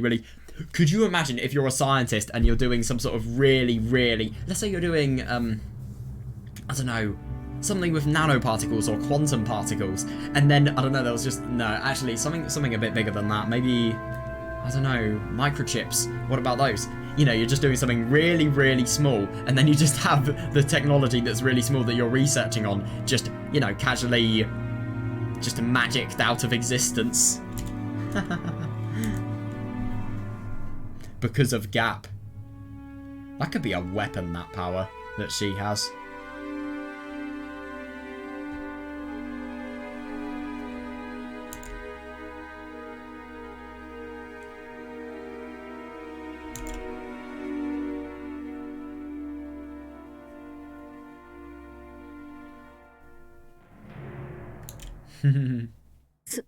そうですか Is that so? いずれにせよ That's hilarious. No matter what the situation, she's always going to be formal, never going to lose her formality. Is that so? In any event, this is the Ushinomiya family mansion. Yeah, good. As long as you were here, you will obey us. Wow. You got proper assumption of command. You understand, correct? もちろんです。 Don't think I've ever seen that sprite of Nonover before. Of course. 心得ております。 We understand. 魔法世界での源氏と思い、 Yeah, どうぞ I いつ like でもご that. 用命ください。 Think of me as a Genji of the magical world and give me orders whenever you wish. 私にも客人の心得はあるつもりよ。 And even I know how I guess this is supposed to happen. 家主の顔は潰さないわ。 I won't let the landlord lose face. ロノウェもガープも頼れるぞ。 You can count on Nonover and Gap. しかし、魔法の世界と人 Definitely, 間の世 yeah. 界は表裏一体。 However, the magic world and the human world are two different sides of the same coin. 分かってます。 I understand. もちろん、私も人間の世界から努力します。 Of course, I will do all I can in the human world. 力を合わせて、お父様の秘密を守りましょう。Of course, I will do all I can in the human world. Let's work together and protect Father's secret. Indeed. Ooh. Battler. いつもの展開だな。 This happens every time. どうせ翌日にならなきゃ。 I know, it's so 話は進ま surprising. ない。 Yeah, it looks like we won't get anywhere until the next day. Yeah, I do wonder. I disagree. I think you could probably get some essential contextual information and what's actually going to happen and how the events before the murders are going to play out. You need to understand them before. You can't just go straight into the murders if you ask me. まあそうね。10月4日は私にとっての準備ターンみたいなものだし、 I see that. Yeah, October 4th is like a prep term for me. バトラに何もする気がないのなら、10月 No, 4日 don't. でいいのよ。 That's a shit move though, because this will give you so much in terms of hints and just knowledge in general that you need to actually finding out the culprit. It may not be relevant to the exact murders, but still, you need this to actually figure out the culprit. Or just to have some sort of steps to figuring out the culprit. If you don't feel like doing anything, why don't you just sit around until October the 5th? 6人死んだら呼んであげる。 I'll call you after the first 6 die. God, I laugh.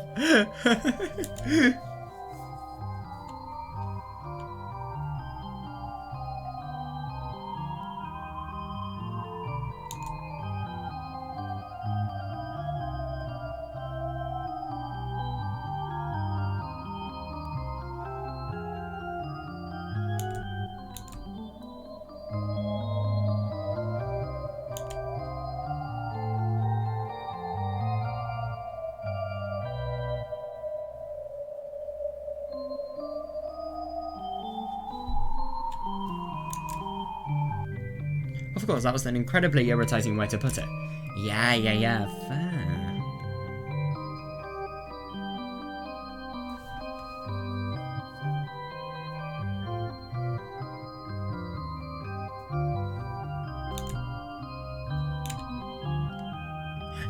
Yeah, fair. Yeah, the fight won't start until the crime occurs. However, waiting for the crimes to start would mean turning a blind eye towards the murders of the first twilight. Yeah, that's interesting. In other words, it would be the same as being content with the fact that 6 people would die.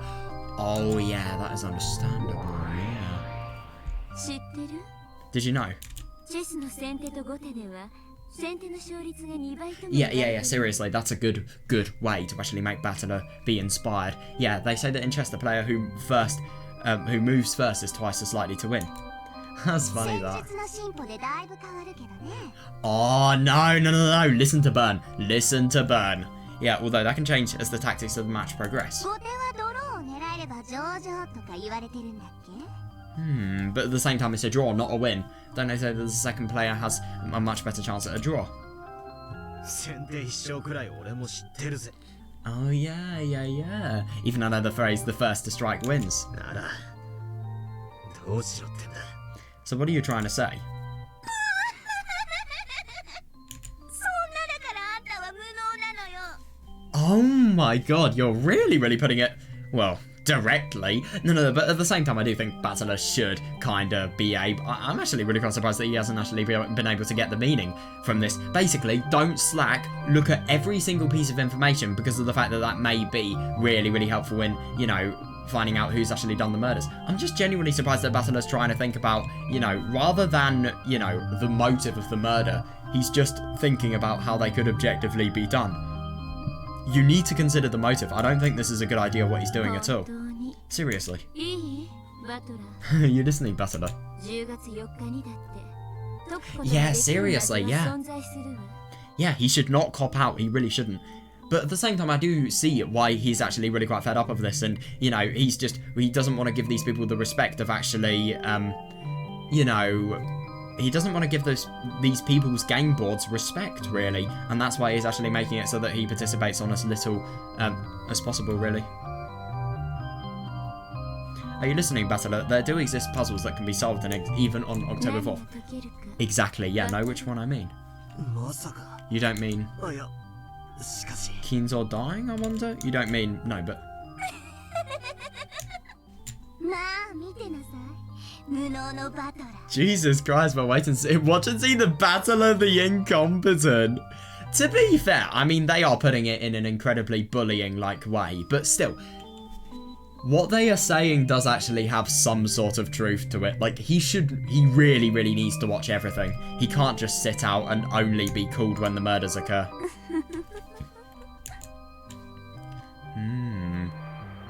Yeah, I have a general idea what these witches are talking about. I've tried solving it several times myself in the past, but I still haven't found anything resembling an answer. On the contrary, I still can't even understand why that puzzle exists. That's right. The reason it exists. Why did Berto... Yeah, prepare a puzzle like this in the first place. We all discussed it together from time to time in the past games.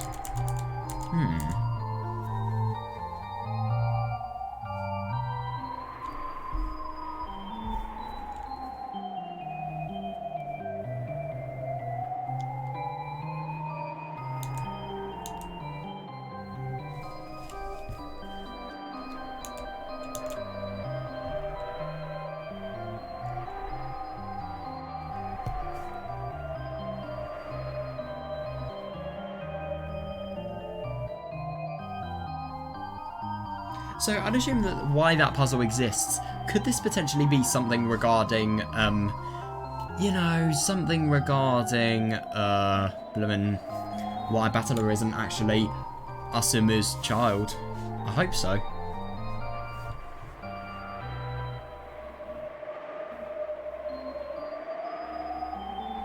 But at the same time, yeah.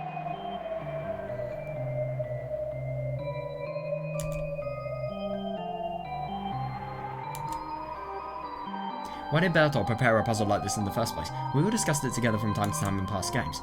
However, I've started to avoid thinking about it. Yeah, under the assumption that there's no point in trying to solve a riddle that can't be solved. Oh, but at the same time, that is just such a cop-out attitude, really. You shouldn't... This time I should change my viewpoint. I shouldn't just focus on the surface level stuff, like the truth of the riddle and how to solve it. What's more important is why that riddle was set up in the first place and displayed for us to see. Yeah, that is understandable. What were the true intents? And that's why Battler wants to actually understand Beatrice. That's what I should be thinking about. And the one proposing that riddle is Beatrice. Even if I can't solve it, I should be able to try and figure out what Bertolt was thinking when she showed it to us. Okay, this time I'm spinning the chessboard around. Yeah, the witches keep on calling me incompetent.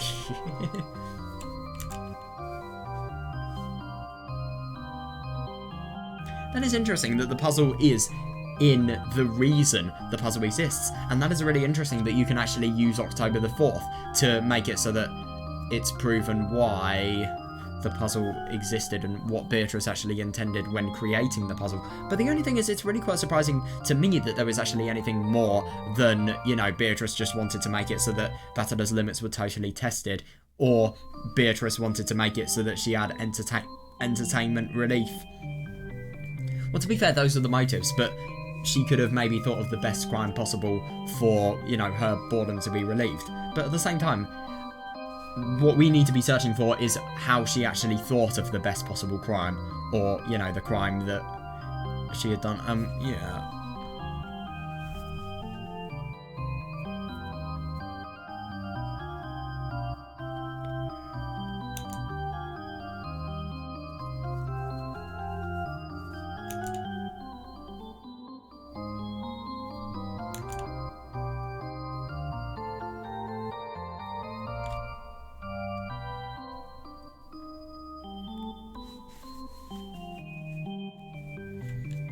Yeah.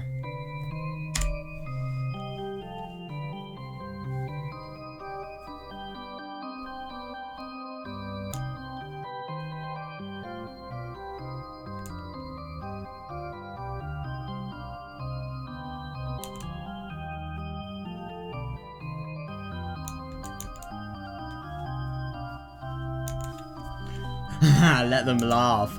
They aren't my enemies. Yeah, to be honest, I think that even though they are complete enemies objectively because of the fact that they have made this game board happen, they are also people that you could learn a lot from, even though they're your enemies. I'm continuing our match, Berto. Yeah. Ooh. Yeah, he's not copping out. That's brilliant. It is understandable that Bastila would, but no, he shouldn't. Oh.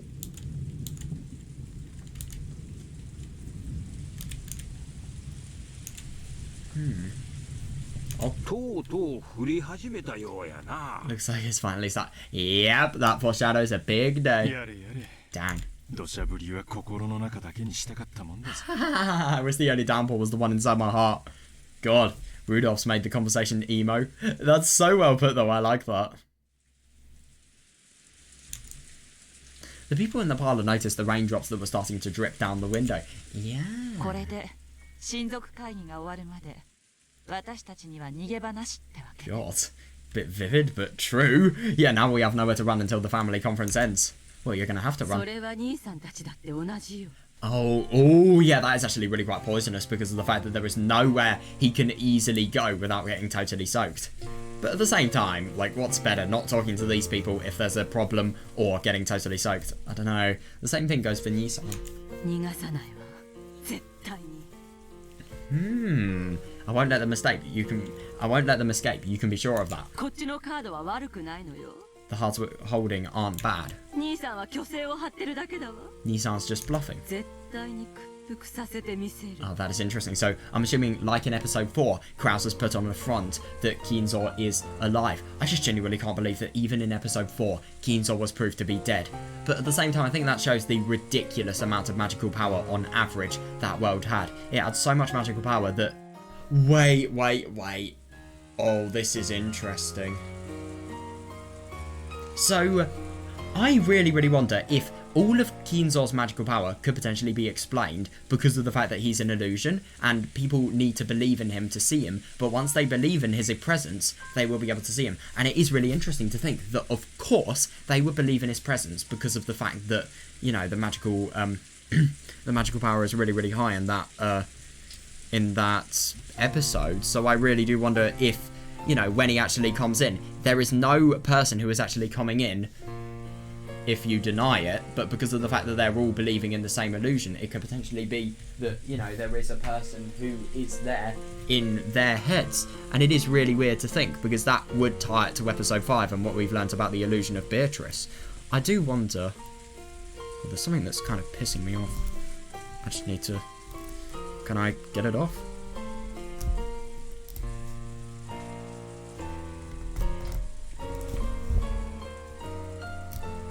Dude, this... I really wish I had scissors right now. Oh, come on.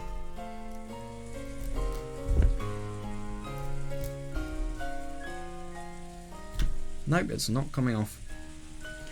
Right, I'll just have to do something about that later. It's barely noticeable now. Right. Sorry, there's stuff on my mouse mat that's... My mouse mat's falling apart. And it's distracting me. So I needed to ease the crack up.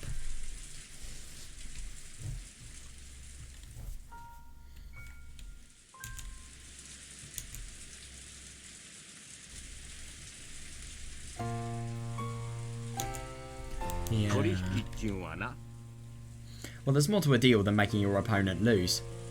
Fair, yeah. You've got to get a pitfall ready. 落としどころを用意しておいて、相手に花を持たせて、自らに座らせるもんなんや。I like what he's thinking. Yeah, you've got to get a pitfall ready, praise them a bit, and convince them to stand on it off their own accord. 秀吉さんの言う通りだわ。 Hideyoshi sounds right. さっきの話もちょっと追い詰めすぎよ。 Oh yeah, funny that. Yeah, we pressed them a bit too hard last time, Evanessa. 兄さんにはあれくらいでちょうどいいわよ。 That was perfectly reasonable considering it's Nissan we're dealing with. なんだローザは寝ちまったのか Looks like Rosa's fallen asleep. 朝が早かったとぼやいとったな。 Oh, she was complaining about how early she woke up this morning. Oh my god, that must be so embarrassing. ま、昼寝もええんとちゃうか。 There isn't, no. Well, I guess there's nothing wrong with taking a nap. 下手すりゃ今夜は徹夜だ Seriously though, yeah, Rosa's got some good intuition here. Oh my god, coming to the family conference on a worst, on, you know, an early night, that's going to be the worst. Unless you're dead in the first twilight, then, yeah, that is going to be really quite bad. There's a chance we might be forced to spend all night on 今から this. 仮眠も賢いかもな It is, yeah, getting a nap in now is probably a smart idea. And especially if you knew what was going to happen in this story, then, yeah, you would realise why it was a smart idea. Out of consideration for Rosa, who had fallen asleep on a sofa, the others... Yeah, that's nice, quietly left the parlour. Unaware of this, Rosa slept. Yeah. Oh, God, yeah, that happened again. Oh, no! Yeah, after telling Maria just to stay where she was after that tantrum over not being able to find her rose. Oh, yeah. Isn't that just horrible to think that that happens every single time? Yeah, Rosa slept, unaware that the rain had started to fall. But I'm going to be honest, I think the fact that, you know, this actually happens every single game board, it shows the strength of Maria's, you know, love to nature, and also Rosa's anger as well, and her stress to nature as well. It happens in every single game board without fail. No matter how different the circumstances are, it always happens. Oh god, yeah, the rain poured down as though it had been saving up for this moment. Yeah, of course Maria noticed that the rain had started falling and was soaking her to the bone. However, that just made her even more stubborn. Yeah, unable to find the poor, slightly unhealthy rose that she herself had marked. It's really tricky, that. I remember when Beatrice magicked a new one, that was really quite funny. Yeah, she just couldn't stand having that search be interrupted by something like the rain. Yeah, so the more the rain fell on Maria, the more stubborn she grew. As she wandered through the rose, but oh god. Oh, that's interesting. As she did, from Maria's back came a patter-patter. Right, my predictions, blue-haired girl. The sound of approaching footsteps. I will bet you anything. That's really odd. What? Then the footsteps landed in a puddle, making a small splashing sound, and Maria finally heard. However, even the slight distraction of that sound irritated her, and Maria ignores it. Oh.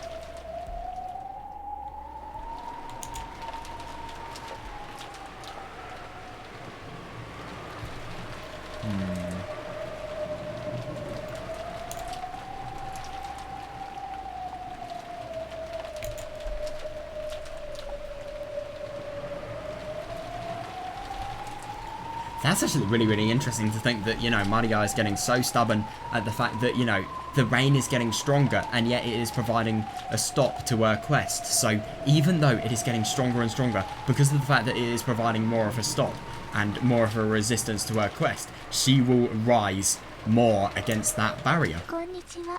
Yeah, that's her. That's her. Brilliant. I really want to learn about this person. Yeah, Maria turned around bewildered. After all, that voice.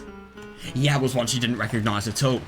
This is going to be so interesting. Right, on this sealed off lock Genjima, that voice belonged to no person she knew. You are not alone, so... Seriously, though, something is different. Oh, fuck you! Oh my god, that pisses me... Okay, I'm sorry, I shouldn't be this mad. Dude, I was so anticipating the new person. Oh, that sucks. No, but that is really, really interesting. Could they potentially be connected to the phone call? I wonder. Kraus-sama, madam. I was looking for you.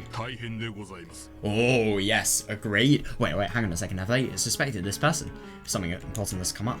Kraus and Nasuhi have been privately discussing what should be done in a deserted corridor on the third floor. Oh yeah, funny that. Yeah, because obviously it's just a really, really tricky situation. There is nothing that can be done apart from, you know, very tricky means of prevention. Yeah, Genji had searched everywhere from them.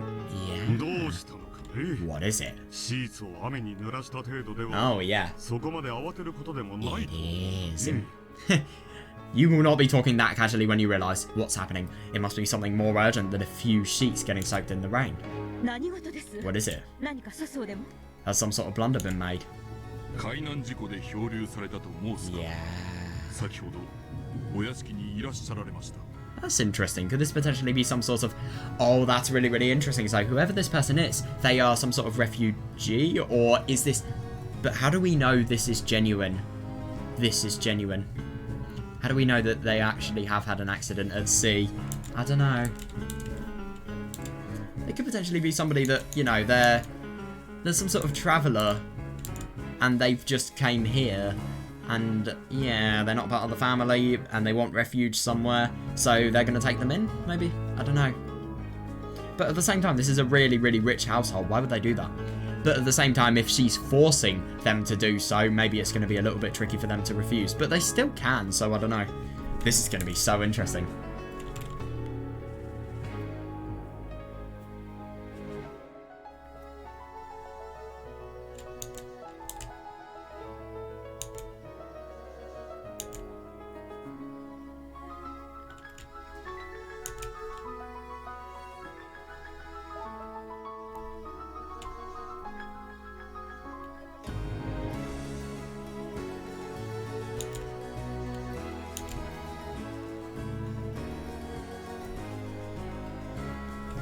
Yeah, that is interesting. Yeah, Kraus and Nasuhi couldn't help but go wide-eyed and stare at each other. Yeah, Nasuhi, you're going to have to recognise that this could potentially have some sort of connotation to the crime. This is the first time they'd ever heard of somebody coming to this island uninvited. Yes. Someone drifted it. It is weird, yeah. Is that true? The poor thing. Oh, yeah. Treat this person politely like a guest. Now, that is really, really interesting. I do wonder if, because of the fact that this person is either genuine, or there is something more to her. I don't know. But she really looked like a witch, so I'm a little bit skeptical. Treat this person politely like a guest. That's really nice of Kraus. What are they doing now?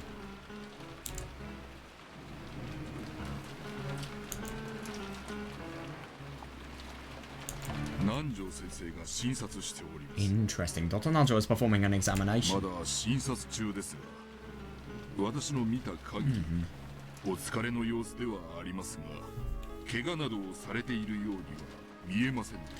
Nanjo is performing an examination. He hasn't finished yet, but from what I could tell by looking, the drifter seemed tired out, but bloomin' uninjured. Yeah.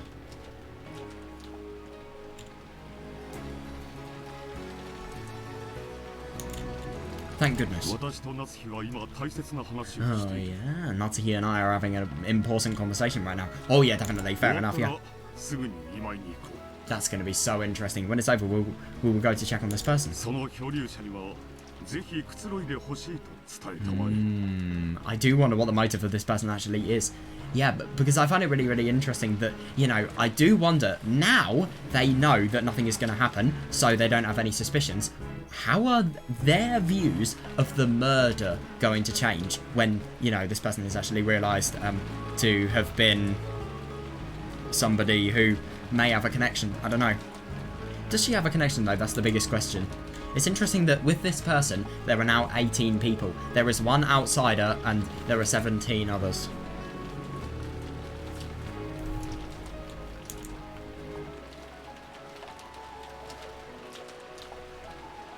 When it's over, we will go to check on this person. Please tell this drifter that we want them to feel at home. And that could be scary. What if there's somebody who's after the inheritance, like in episode 2? Remember that stuff about Beatrice?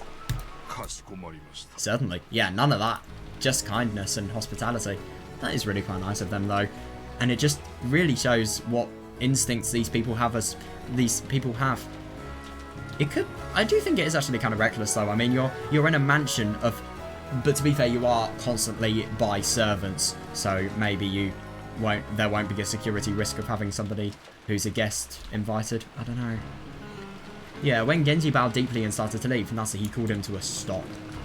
Oh, interesting. Genji stopped walking and Nasuhi jogged up to him. Genji. Of course she would ask. Genji, is this drifter a man? No. Yeah. Yeah, that is interesting. She did not look the same age as Jessica. She looked, if you ask me, she looked like maybe, I don't know, Nena's age? You know, Yugu Nena from Higurashi. But no. Yeah. A woman. I see. Oh yeah, definitely. I mean, I do find it really interesting. I do wonder what, you know, the connection between that weird-ass phone call and, you know, everything here is actually going to be. It's really quite ambiguous.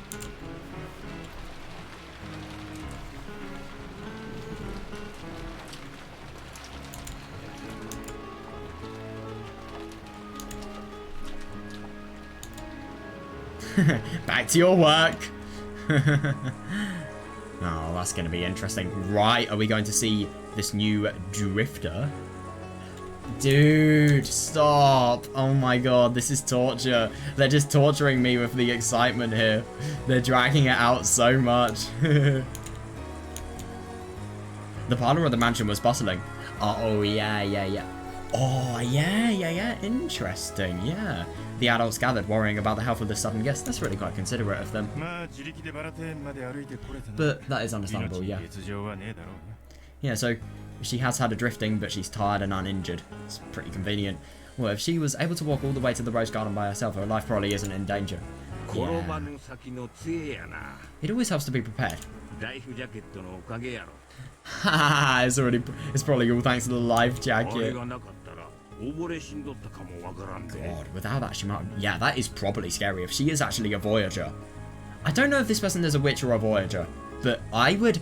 But I don't know, she looks like a witch, but I don't know. Yeah, if she's... It's interesting, if she's a Voyager though, my god. That must be scary. Yeah, what kind of girl was she? Yeah, older or younger than George or Jessica? She was younger than Jessica. She wore a life jacket and a swimsuit. Oh, it looked like she was all tired out. No, seriously though, yeah, it must be perfect. You know, washing up in a typhoon, not only near a harbour, but also near a harbour that has lots of people that, you know, I mean, obviously they do have their disputes and they do have the potential to be a really, really mean family, but at the same time, you know, they will give hospitality to people. These people do know how to be human, which is surprising when you see, you know, I don't know, for example, if we look on the screen now, you know, the worst of people like this. If she washed up somewhere near the harbour, then that must have been a rare bit of luck and amid disaster. Yeah, seriously, yeah. Oh god, yeah. Oh, to be fair, it would have at least been a little bit of refuge, but at the same time, it would be bad. It would still be bad. Because you'd actually have to get up the cliffs, which would be difficult, and it could potentially be life-threatening. Who knows? It would have been terrible if she'd landed on the opposite side of the island. Yeah, god, yeah. Yeah, still, you have to feel sorry for her. No, with this weather, the boats won't be coming. Yeah, I imagine she'll also be stuck on this island all day tomorrow. Yeah, so whoever this person is, they definitely will have quite a story. Ooh. At the moment, the door clunked open and everyone looked in that direction. Oh, isn't that really quite funny that it's just such an expectant sight and then it's just normal. It's realised to be normal. Would anyone like some tea? It was Gordon Cannon with the latter pushing a serving... Oh yeah, with a serving cart laden with a tea set. God, don't get the tea wrong, Cannon. Yeah, fair enough. Yeah, Gordon understood well that doing a little extra at times like this would earn him points. Yeah, I suppose that is understandable. Yeah, just make these people at the best of their hospitality as possible.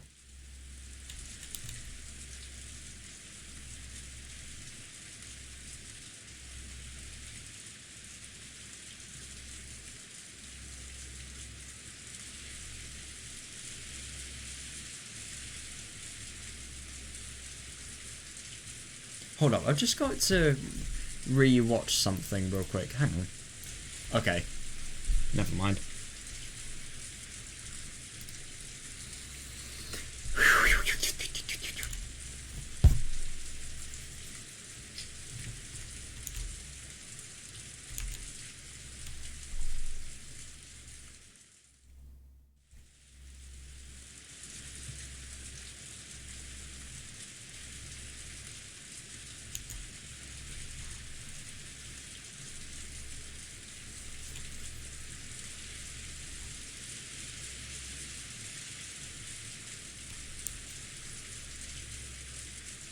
It does sound like something with a very high chance of happening. Sorry, with a very, very low chance of happening.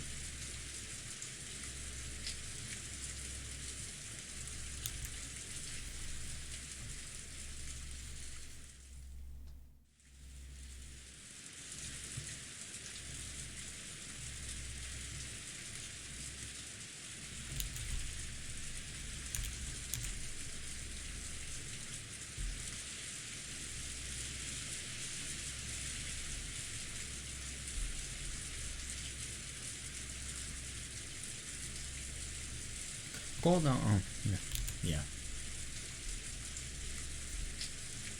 The relatives, hungry for information, crowded around Gorda. Oh yeah, he ordered Konon to serve the tea and became the sole object of the relatives' attention. Yeah, that's convenient. Yeah, that will give you a lot of attention. I see that. Yeah, Gorda-san, how's that kid doing? Does it look like she's okay? It really is quite sweet to see how considerate they are. さあ、わかりません。 Well, I don't know about that. ですが、心配ご無用。 But there is no need to worry. 南條先生がつきっきりで見ており Yeah, ます that's し、 good. Yeah. 熊沢もシャノンも一緒です。 Dr. Nanjo is giving his full attention to take care of her, and Kumasawa and Shannon are ど with うぞ him. ご安心ください。 Please have no fears. まずは紅茶でおくつろぎになってはいかがですか。 Yeah, why not relax with some black tea for さ now? あ、カノンさん、 Come on, Kanon-san. 早く配って配って。 quickly, so. You can really see. Oh, he's so pleasant whenever he's like this, but yeah. Also, you can just so obviously tell how he's trying to get their approval.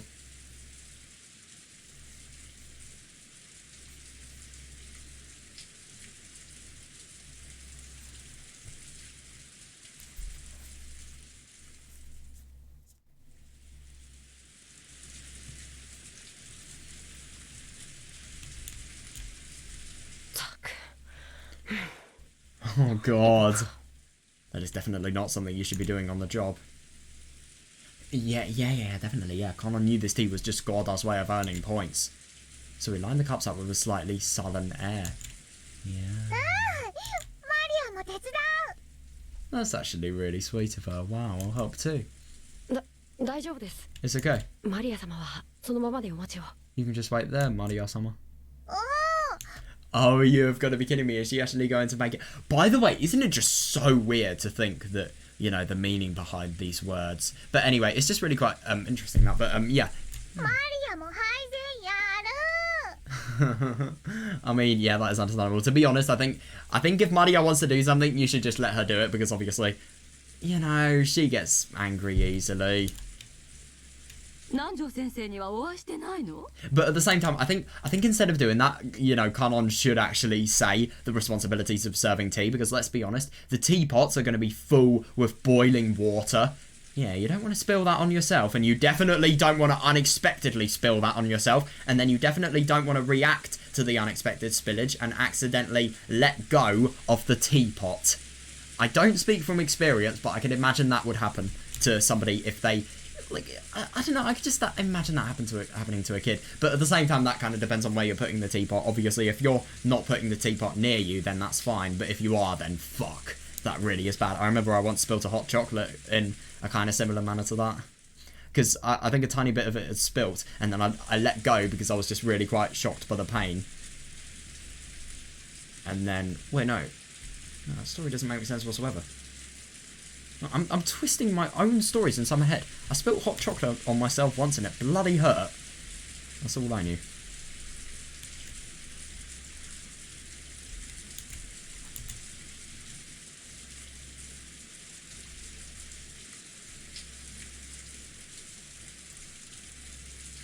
But could you imagine that though? Like, I don't know. It could be a scenario that in theory happens. Like, let's say you're... How could you... No, I don't really know. I'm just thinking up ridiculous fantasy stuff here. No. So you're serving tea, and then you need to make it...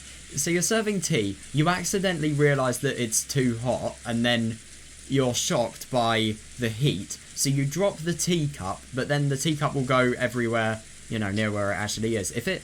I don't know, if the teacup... If the tea...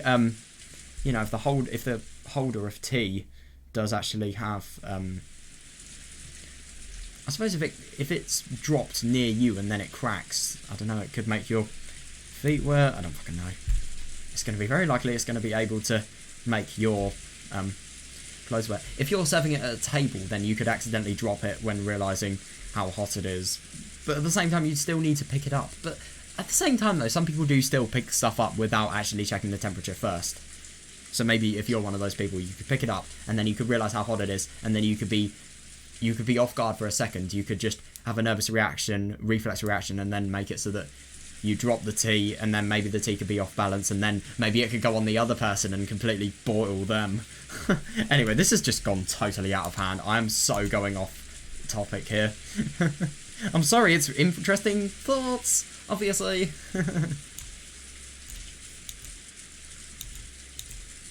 Didn't you talk with Dr. Nanjo?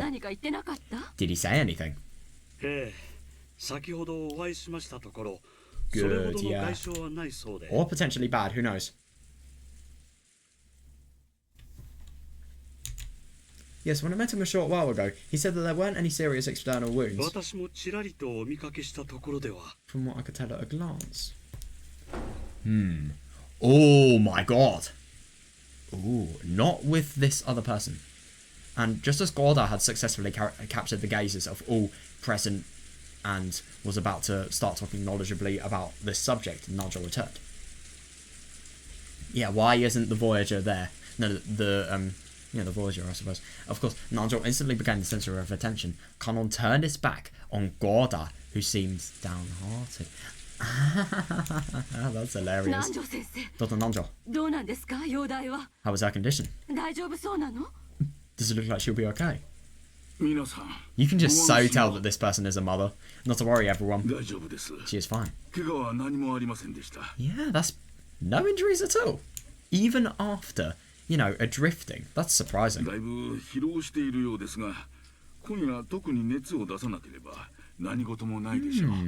Oh, yeah. She seems to be quite worn out, but there shouldn't be anything to worry about tonight, as long as she doesn't develop a fever. Fair, yeah. That's good to hear. Yeah, definitely. If it was a serious condition, that could be awful. Yeah, that's good to hear. We're lucky enough to have a doctor, but this is no hospital. Everyone was relieved to hear that the girl was in good health. When Nanjo gave the more detailed results of his examination, concluding by saying that she was young and should therefore be fine. Yeah, everyone who no longer fell under this description nodded in assent. Oh, yeah. Haha, I like that.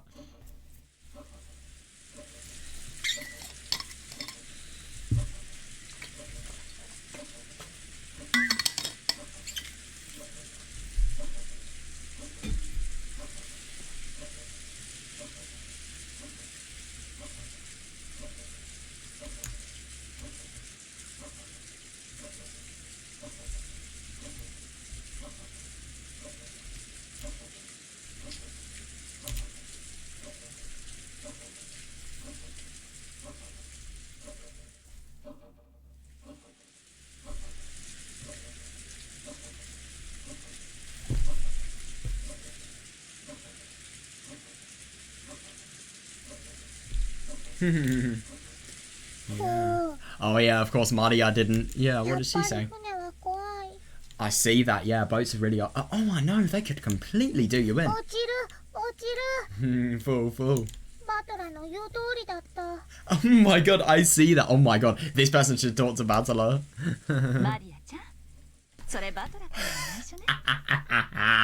Seriously though, Maria-chan, let's not tell Battler-kun about this. Oh, Madam Cross-sama. Gorda, who had lost his nerve and was handing out cups, called out in an excessively loud voice. Apparently he was that desperate to get everyone's attention. 客人の具合はどうだ How was the guest? はい。 Jesus, he really is going for it. Yes, sir. 別状はないとのことでございます。 Her condition is not serious. そうですか。それはよかった。 I see, that's great. 今はどちらに？ Where is she now? 熊沢さんとシャノンさんがお風呂に案内したは Oh ずだ。 yeah, fair. Yeah, I believe Kumasawa-san and Shannon-san were guiding her to the bath. それから服を見立てると言ってましたな。 Oh, that's so lucky. They said they would get her some clothes afterwards. ならすぐに来るだろう Yeah, in that case they'll probably arrive here soon. 翔くん Everyone. 親族会議の日ではあるが不幸な事故で訪れることとなった来客だ Oh, you're good. You are good. Yeah, everyone, this may be the day of the family conference, but we have a guest brought here by an unfortunate 招いた accident. 客人ではないがどうか歓迎してやってほしい Yeah, and then the focus is going to be diverted from your acts. Well, it actually isn't, because obviously the murders will make it so that Natsuhi is suspected. Why is she suspected, though, I wonder? Yeah, she wasn't invited, but I want you to all welcome her. 意義などあるわけもない。 Yeah, but definitely, that's the best thing. That is why Kraus has got some time bought for him. Who could disagree with 賛 that? 成や。 I'm all for it. Yeah, 同じくだ same here. 女の子には優しくしろっておふくろも言ってたぜ Didn't Mum always tell us to be nice to girls? Fair enough. あなたはそれを人生のモットーにしすぎよ。 Maybe, but you don't need to make that your life's motto. ジョージたちも呼んだ方がいいわね。 Agrees, yeah. And if anything, these people are around the same age as, you know, George and Mario and Batalo. It could potentially be a new friend for them. But the only thing is, why is she younger than Jessica, and yet she is sailing on her own? I mean, that is if that's not a serious red flag, then I don't know what is. I mean, you know, why doesn't she have a guardian or anything? Like, what is she doing that would render her with a need to sail on her own? Oh, that's actually a really good question. Ooh, I wonder. It's probably best if we call George and the rest over here too. 全員で挨拶しましょう。 Yeah, let's all greet her together. そんな。 But かえって恐縮させちゃうんじゃない？ it would, to be fair, and she has had a near accident, so yeah, that is important not to happen. Yeah, but wouldn't that just make her more uncomfortable? If I stood up and made a phone call to the guest house, oh my god, doesn't care whatsoever. Ooh, at that moment, they heard the sound of a knock, followed by Genji's voice. It is Genji. お客様がお越しになられまし Oh, た that's interesting, the guest has arrived.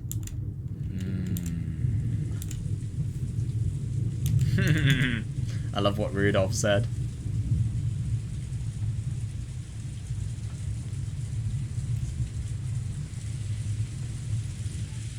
I really wonder what Yukishi was thinking when giving Rudolph such a ridiculous name.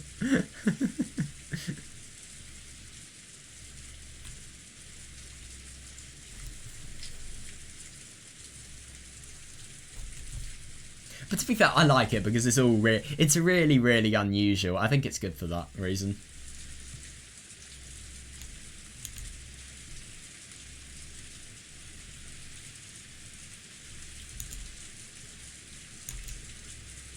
Yeah, that is so interesting. Oh my god.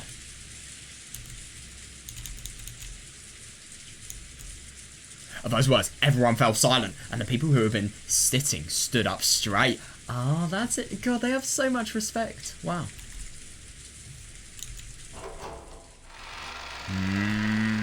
Oh my god, right. Genji came in first, opening the door slowly. Then moved off to the side, bowing deeply and urging the guest forwards. God, that must be so scary. I mean, you've just intruded on an entire family conference. It's really, really convenient that these people in the family are really, really good in terms of responding to an injury. Could you imagine if you landed in bad grounds? Fucking hell, that would be awful.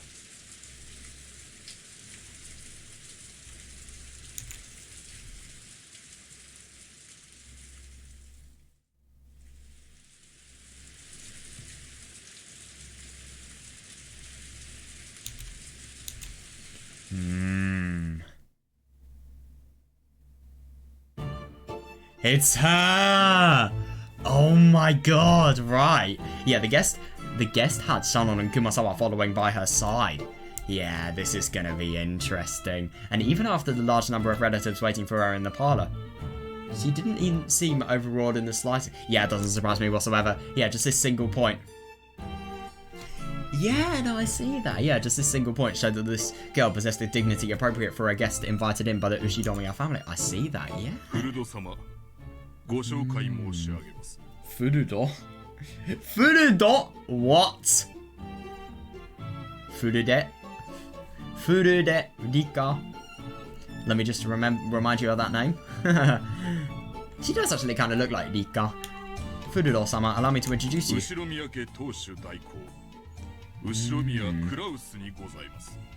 is the representative of the Ushidomiya family head, Ushidomiya Kraus. Yeah.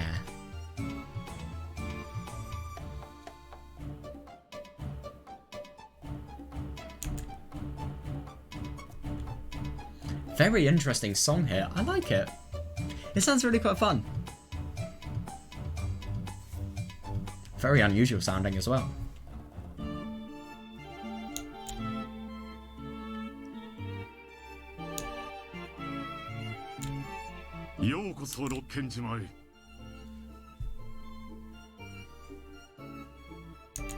Welcome to Rokkenjima. Yeah. Though you arrived due to an accident, you are a guest of the family. We welcome you. That is a really nice...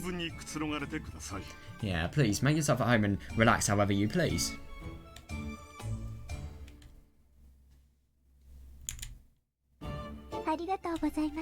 Thank you very much. Allow me to introduce myself. Oh, that is interesting. I'm called Furudo Erika. And that is even more interesting. You know, Furude was the kanji for old or hurui, and then te, or, you know, de, and then the form where te has a dakuten on. Or, you know, this is furu, and then, well, to is, I swear this is to, which means door. But then, you know, it's door because obviously you've got the D instead of a T. Which is interesting, that similarity between her and Rika's name. You know, the kanji for te begins with a T normally, but when read with the character for old, it begins with a D, kind of like this one. Interesting, that. I really wonder what the connections she's going to have with Rika are. Maybe this could be a piece from Burn. I wouldn't be surprised if that's the case, actually.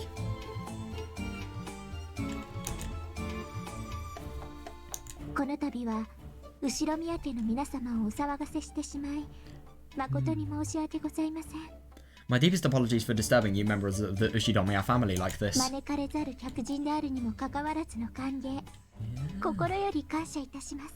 I'm truly grateful for the warm welcome I've received despite my status as an uninvited guest. Yeah.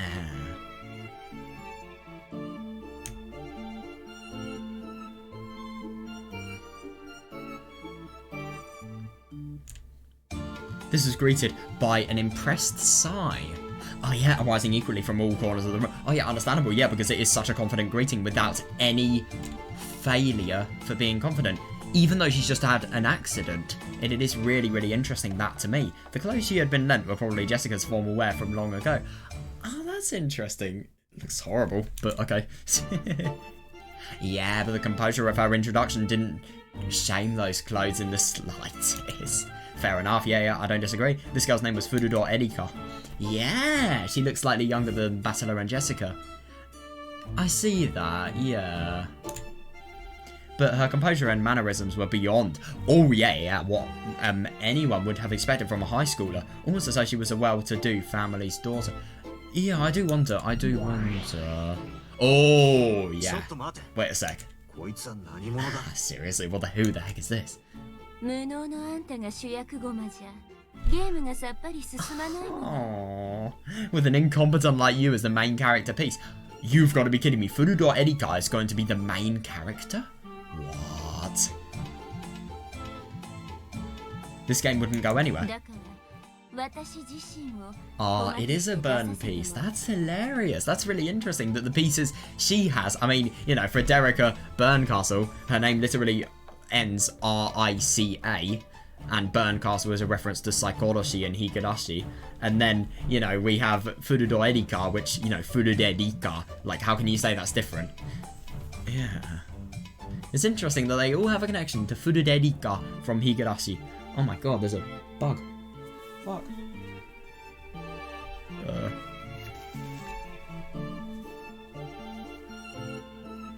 Please go.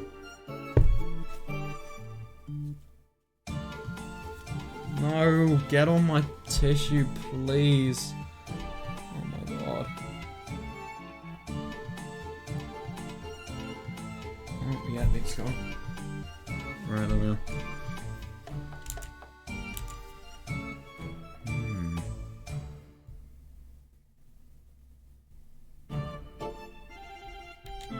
Yeah, it is interesting. That's why I placed myself there as a piece. ちょっとしたエキストラね。 Well, it's just a bit of a bonus. いくらクローズドサークルだからって、いつも同じ面々ばかりじゃ飽きるでしょ。 Yeah, I suppose. Yeah, even in a closed circle, it would get boring to see the same clue every single time, right? ふざけるな。 Yeah, fair enough, fair enough. I don't disagree, yeah. I mean, this is serious. It changes everything, potentially. This person's going to have the intuition of Burn Castle, though, potentially. That's scary.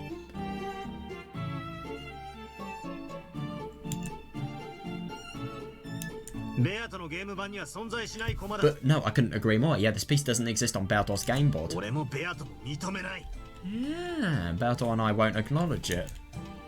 ベアトのゲーム版でしょ。 This is Beator's game board, ベア right? トが拒否するってんなら考えてあげるわ。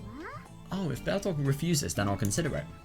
ベアトの意見は Oh, that's poisonous. What do you say, Beator? Yeah. Yes, he's not going to be able to say anything. Oh, you bastard. Yeah, Beator was unable to answer. Yeah, exactly, yeah. Yeah, Lambda grinned triumphantly. She can't even... ルールにイチャモンつけてゲームを降りてみる Oh, yeah, that's a tricky thing. They're just totally bending what they can and can't do. And they're so much more powerful than anybody else that, you know, there's no restraint.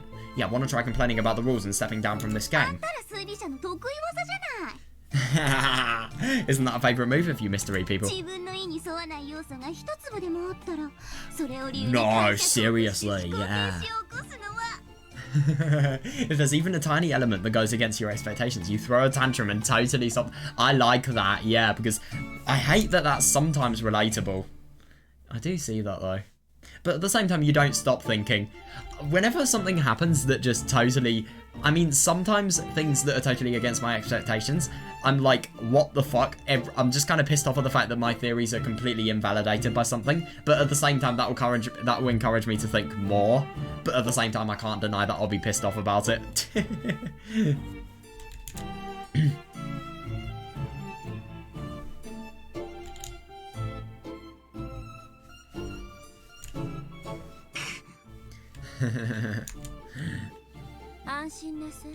Don't worry. このコマについては探偵宣言を出す。 Ooh. I'll make a detective proclamation regarding this piece. A detective proclamation. フルドエリカは探偵であることを宣言するわ。 Will claim that FURUDO ERIKA is the detective. Right, in what? 探偵は犯人ではなく、 Oh, the detective isn't a culprit. その証明にはいかなる証拠も必要としない。 No proof is needed to show this. 早い話が、この子を一切疑う必要はないということよ。 In short, there is absolutely no need to suspect that. That's really surprising, genuinely. これなら人間の駒として登場しても、 Yeah, いつも definitely, と yeah. 変わらずに推理できるでしょ。 Even if she appears as a human piece from now on, you can build theories the same as you always did, get it? I see that because obviously this is the detective and this is Burn's piece. So interestingly enough, I feel that FURUDO ERIKA is going to have as much knowledge as Burn actually does. So, no matter what Burn does, if Burn's evil, then so is Erika, I'd assume. ノックス第7条ね That's Nox's 7th, right? 探偵が犯人であることを禁ず Ah, that's convenient. Yeah, it is forbidden for the detective to be the culprit. 原文には例外条項もあるんだけど今回は There was an exception clause in the original, but for this 探 game... 偵は犯人でないと後で Yeah, 宣言 yeah, してるから good. 例外は考えなくていいわ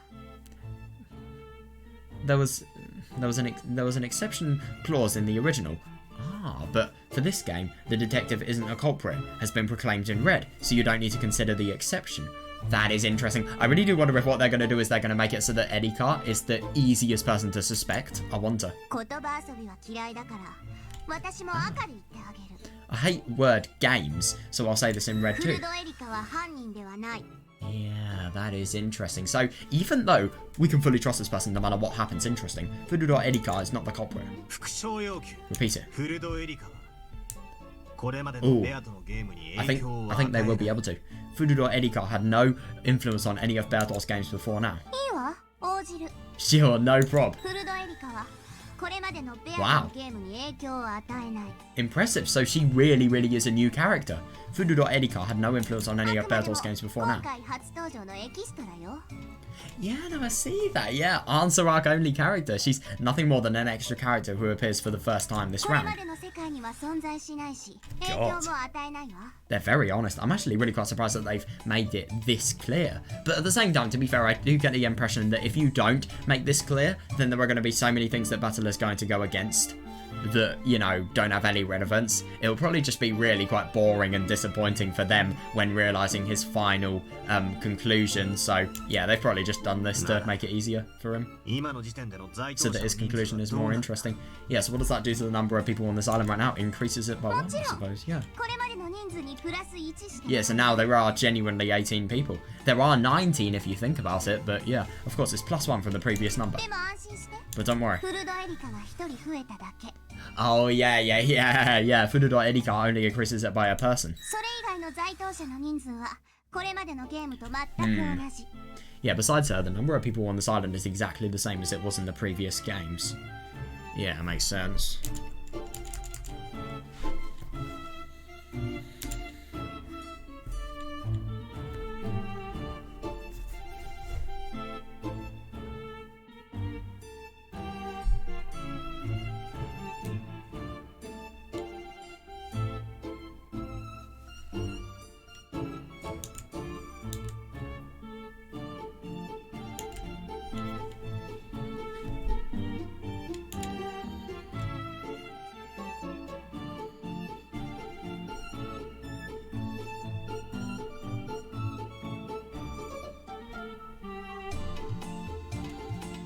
This is a really good theme.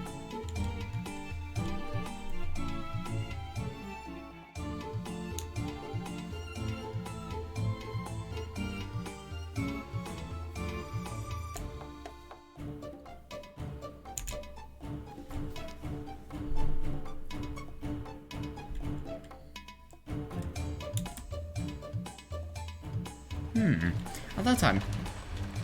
Ooh, at that time, the sound of people dashing down a corridor could be heard.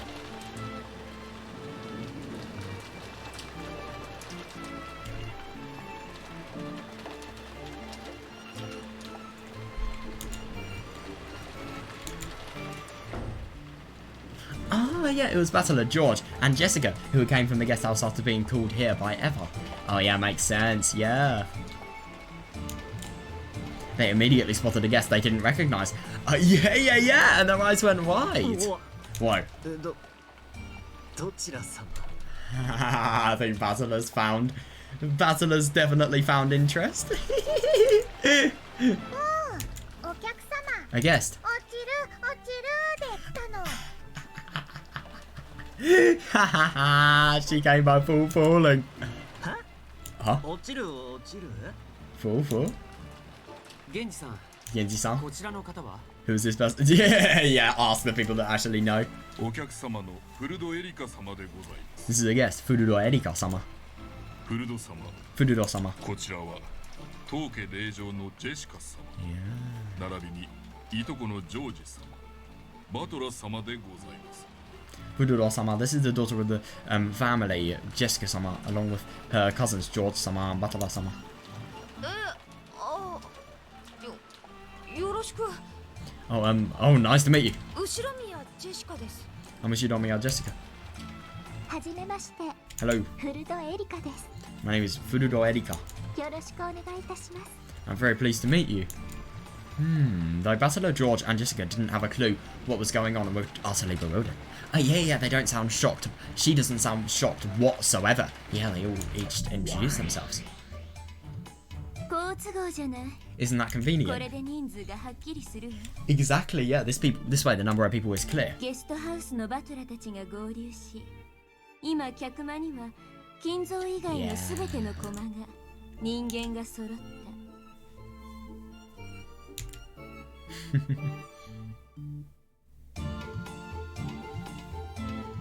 Isn't that convenient? This way, the number of people is clear. Yeah, the people in the guest house have all joined up with the rest, and now all of the pieces except for Kinzo of all of the humans have gathered in the parlor. そうなるわね。 Looks like it. つまり今この客間にいる人数が在当者すべての人数 Yeah, って definitely, ことになるわね。 Yeah, in other words, the number of people in this parlor now is equal to the total of number of people on this island. Yeah. 18人いるはずの島がじい様が実は死んでて17人。 One to make up the numbers. There were supposedly 18 people on this island, but since Grandfather's actually dead, that becomes 17. そこにベルンカステルの駒が1人追加 Yeah, され now one piece of burn castles has been added. The number of humans on this island has returned to 18. Yeah. I glanced around at the humans in the parlor. The guest Furudo Erika. And behind her, Shannon and Kumasawa-san. Off to the side was Genji-san. Yeah, it's just interesting, totally making sure that everyone here, that there is no special person or there is no significance. Yeah, Uncle Kraus and Aunt Natsuki were also welcoming the guest. Yeah, my god, Battler would have missed a lot if he actually skived off the stuff before October the 5th. Gorda-san immediately started showing, oh, of course, yep, yeah, trying to make himself looking as good as possible. Opposite for Kanon. Yeah, and Kanon-kun was being unsociable, wearing his usual blank expression. Yeah, there was Dad and Kirie-san. Aunt Eva and Uncle Hideyoshi.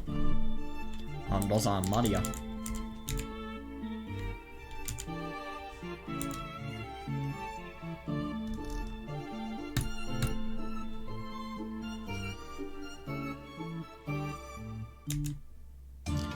And Dr. Nanjo. Then on either side of me, yeah, were George Aniki and Jessica. This is everyone. The true number of people on this island at the moment. Yeah, the true number of people on the island at the moment. By the way, very interesting that it wasn't... Wait, was it proclaimed in red? Wait, I've actually got a... Wait, no. It wasn't proclaimed in red, was it? Wait, no, it was. It was. No, it was. All of us are Ushidomias. Yeah, please don't feel obligated to call us by our family name. I'm George.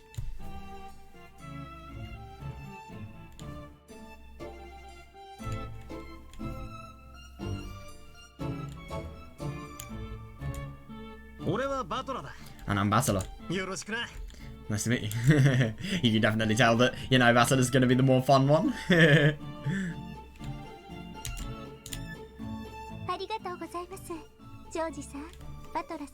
Thank you very much, George-san, Battler-san. I'll be pleased if you could call me Erika. Nice to meet you, Erika-san. It was decided that Erika would be welcomed like a guest. Yeah, and allowed to borrow the bedroom next to the cousin room on the second floor of the guest house. Right.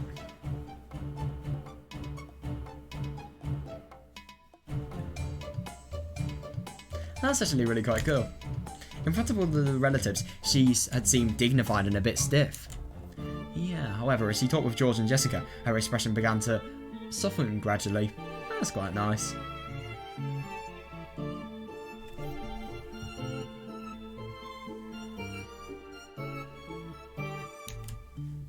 And so, the detective, Furudo Erika, was placed on the game board. Yeah, definitely, yeah. That's going to be really interesting to see her involvement.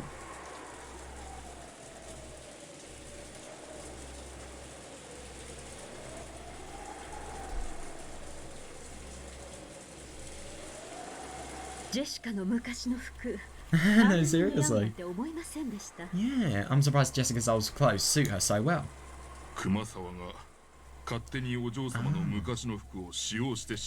Kumasawa made the decision on her own to use Milady's old clothes. God, my God. I can't believe that Jessica wore that dress, though. I mean, my God, it just really surprises me. That would have... I never would have thought that would fit on Jessica. Like, out of all people.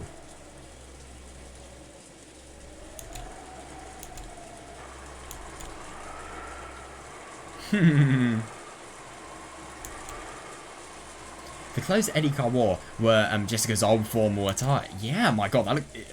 I'm going to be honest, I think her formal attire looks absolutely awful. Yeah. Thanks to several miracles. Interesting that, yeah. Yeah. Eternal Maid 2? What's... What is it? Pleasure boat? What the fuck is a pleasure boat? Oh, Jesus.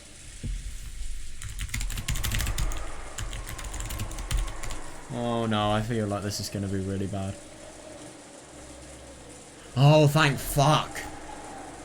Oh, that's good. Okay, I thought that was going to be some sort of weird, very illegal stuff. You know, judging by something like this. It's Irie, my God. Irie is here.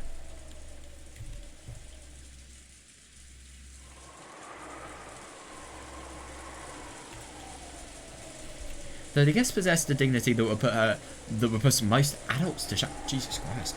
Her body was still physically similar to a middle schooler's. That's absurd that her dignity would put an adults to shame. Fitting for a detective. Jessica's old clothes fit her perfectly. Yeah. Not too worried. They match this guest perfectly. It's quite nice, wow.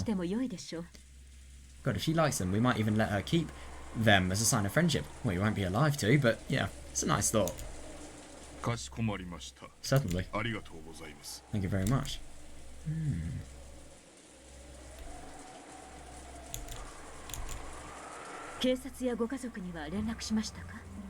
Yeah, this is going to be interesting. Have you contacted the police and her family? Yes. Oh, that's actually really... What? Wait, I'm genuinely surprised so much. So, even though this is actually the case, she has family. A piece of Burns actually has family. I mean, obviously Angie has a piece. It's just really quite surprising to me that... Because I always thought this person was just going to be a piece that made it... I don't know, a piece that just had the intent of... like, a piece with no family, no background, no nothing. But at the same time... I thought it was just going to be a piece with no connection to the outside world at all. Just, you know, a connection to Rock Genjima and the game board, so that the crimes could obviously advance in terms of the knowledge we have. It surprises me that this person actually has connections. Yes, they seem to have been quite distressed. That really surprises me. By the way... Yeah. By the way, I guess really was involved in an accident, right? Jesus Christ. Yeah, that's bad. God. That does actually make sense as to why it's just herself. Yeah, she has said herself that she fell from a boat as it was returning to port. God. Oh yeah, is there anything to back up that claim? Oh, that's good. I checked with the Coast Guard. Oh. God. It seems she fell from the rear of a pleasure boat, unnoticed by the others on board. Fucking hell. He really should have checked. Yeah, we don't know the exact location she fell from, but it was probably somewhere near this island. Good. But no, I don't disagree, yeah. It could have been an accident, to be fair, but at the same time, you don't just easily accidentally fall off a boat. Yeah, and it is interesting that miracles have made it so that she's arrived here.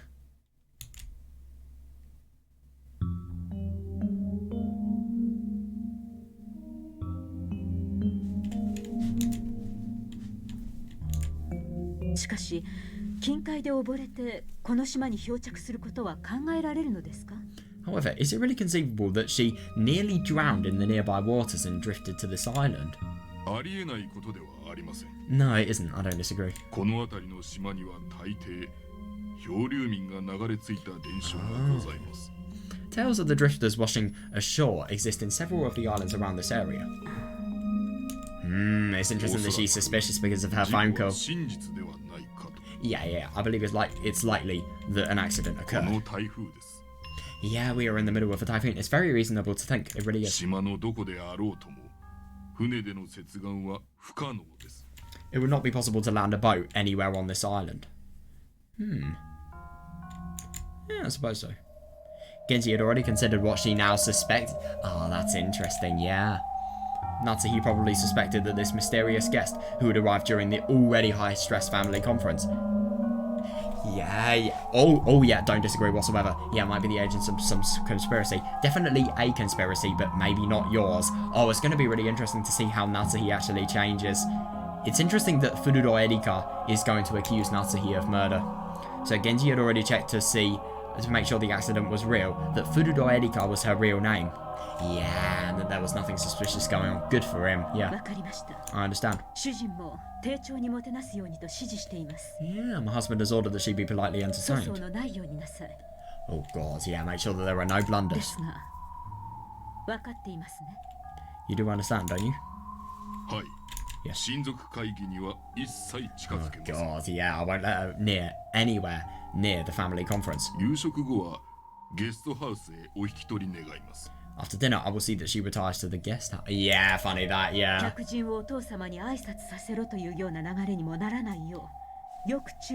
Jesus, yeah, they could. They could very easily get her involved. And do be honest, do be reminded of the fact that, you know, money makes people do anything. Sometimes money is the worst means of talking to people that they actually have. So, in other words, maybe because of the fact that money is there, they won't care about the fact that this person is a new guest, and they will just totally use her for, you know, a potential benefit that they may get financially. I don't know, like increased chances in being able to expose Kraus. Who knows?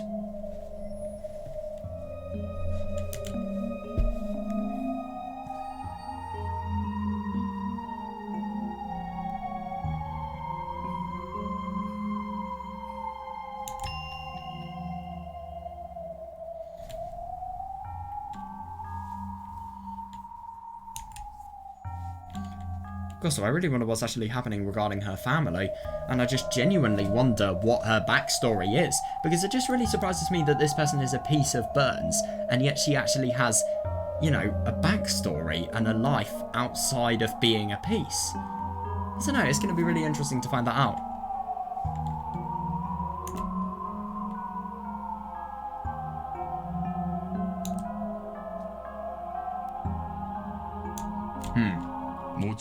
Of course. I'll keep that in mind. Yeah, definitely, yeah.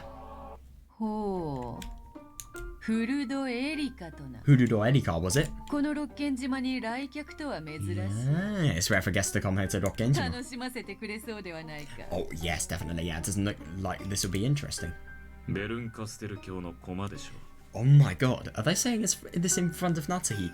But I love that. He literally recognizes it. She's probably Lady Berncastle's piece. Yeah, that is interesting. That is even more interesting. Now, I want to question how she has a family even more. Though she will follow the rules of humans, this player is a witch. Yes, agreed. Yeah, we mustn't underestimate her. There is no problem.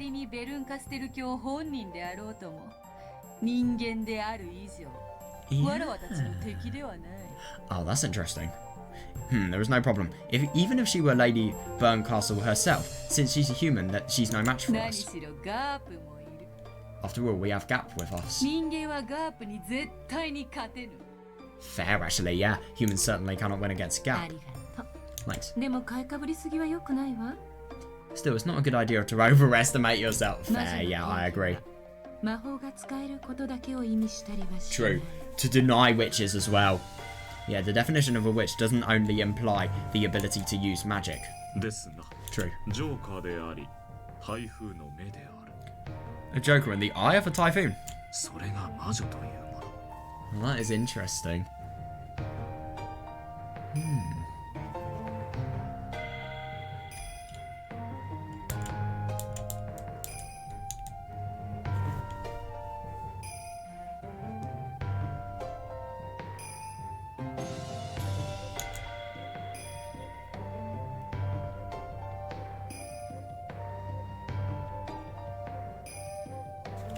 Yeah, Beatrice really, really is overestimating her power.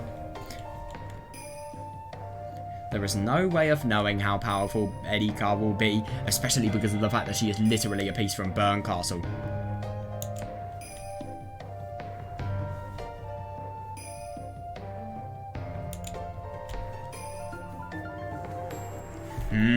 I see that, yeah.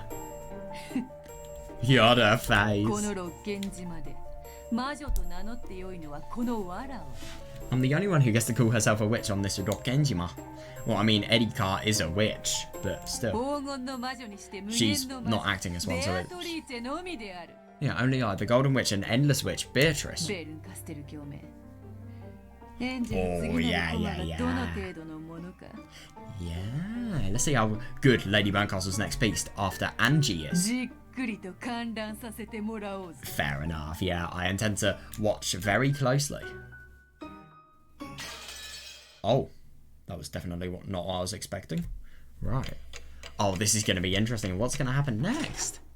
So it's, what was it, 7 PM?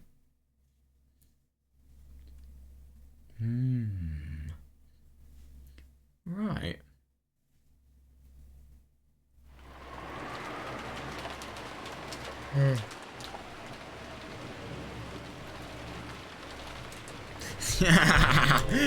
Yeah, true. I mean, that does make sense, but still, that's quite funny.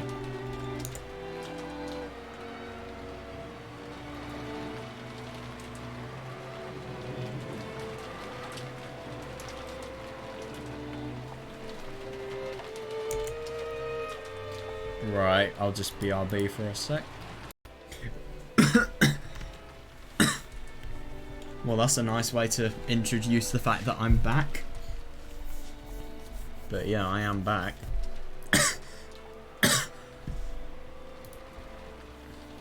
Erika's seat was the lowest one in rank. In other words, it was the inferior end of the table. Yep. Since Kinzo's seat at the high end of the table was empty, why, if you spun the whole thing around, it sort of looked like Erika was the host of this dinner. Oh yeah, ironic that. That is really, really ironic. Yeah. Well then, everyone. Oh, yep, Mr. I really, really want loads of attention is back at his act again. Well then, everyone. I would like to begin tonight's dinner, if I may. After Gordar's announcement, dinner began with the applause that had, become almost customary. It was finally beginning the dinner orchestra conducted by Toshiro Gordar. Yeah, I see that, yeah.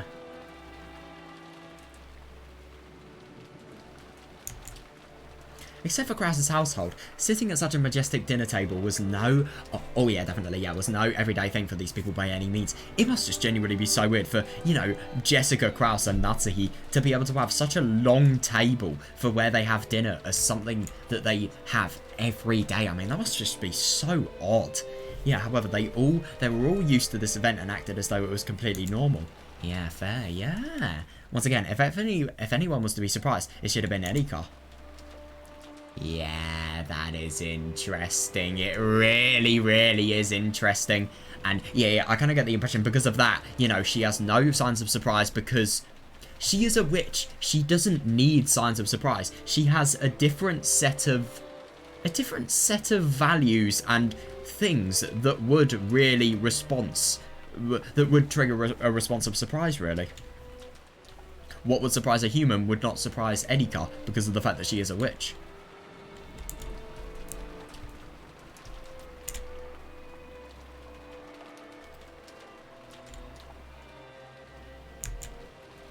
Yeah, blending in with everyone else. Oh no, I know, it is really quite surprising. Yeah, there wasn't even a sliver of fear one might expect from someone who had just wandered like a lost... I know, definitely, yeah. Yeah, and it is interesting that... Unnaturally composed and mature. What an odd child. Yeah. Exactly. Yeah, she doesn't seem the least bit flustered by the Ushinomiya's family's grandest dinner of the year. Yeah. Kids these days have nerves of steel. Fair, yeah. You will come to dislike it, I feel. Definitely something I dislike. こういう食事には慣れているのですか。 Fair question, yeah. Is Furudo-san used to meals such as this 大 one? した落ち着きようだ。 Yeah, she seems to be quite composed. Definitely, yeah. ほんまやな。 No kidding. ずいぶん手慣れたもんや。 No, I see that. She looks really わ experienced. しなんか未だに次はどのフォークを使えばいいんか混乱するんやで。 Heck, I still get confused about which fork I'm supposed to use next. ああ、こっちやったか。それともこっちやったか。Was it this one or this one?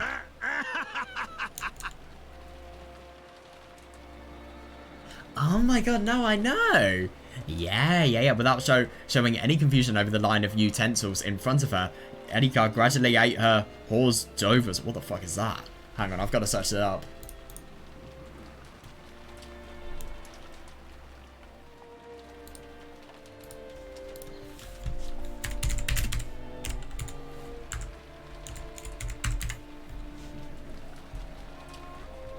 Oh my god, that looks really luxurious. Oh, that's interesting.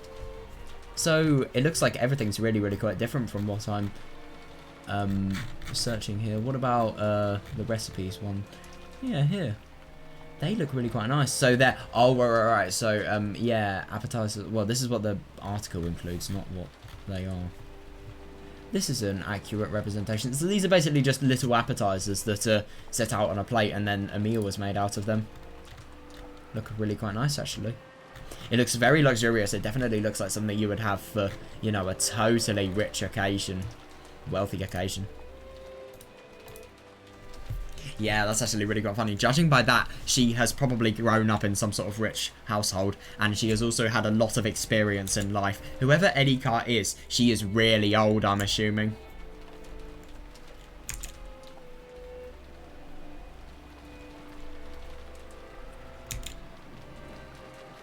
Yeah, without showing any confusion over the line of utensils in front of her, Erika gracefully ate her hors d'oeuvres. Hideyoshi had started joking around with her, gripping a fork in each hand. That's hilarious. Of course, the president of a company in the food service industry like Hideyoshi obviously knew his table manners. Oh, yeah, fair, yeah. However, thinking that Erika must be nervous over this dinner, he had intentionally spoken with a comic tone of voice. That's really quite sweet.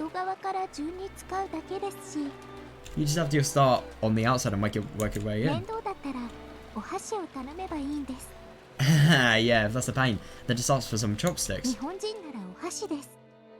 Fair enough. If you're Japanese, you've got a lot of chopsticks. Yeah. Chopsticks are so great. Fair, no, I see that. Yeah, chopsticks are so great. Just one pair of those and you can do with any times of food. To be fair, I do kind of see what Erika means. Just wait until you have rice that doesn't stick together. As soon as she began talking about chopsticks, her rice started glittering. Oh my god. That's actually really quite sweet. The smile she now showed for the first time was far different from the dignity she displayed before. Yeah. Yeah, no, I see that actually. More like something you'd expect from someone her age. Yeah, that is a fair question, yeah. But even you would use a spoon for curry and rice, wouldn't you? It's just really quite funny seeing how, you know, absurdly enthusiastic she seems. Just make it a donburi bowl. Fair, is there anyone who eats beef bowls with a spoon? What about a fork? What about a fork? Of course not. Oh yeah, fair. For the Japanese, it's absolutely positively, totally chopsticks. So, Gorda-san. Would you mind bringing me some chopsticks? Oh, that's going to be interesting.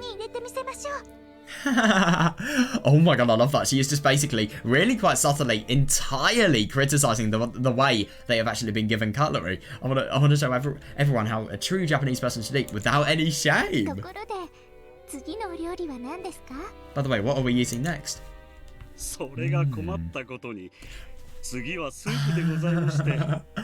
Oh, that's the worst. Unfortunately, that would be soup. As she imitated a shrugging gesture, Erika winked at everyone. My god. Everyone's laughing. That's really quite surprising. I mean, god, that must be... I would be scared shitless if that was the case. Of course, no one was laughing at her. Yeah, definitely. She obviously knew that the soup came after Horst Dover's in a full-course meal. Yeah. Furthermore, Erika had noticed that both...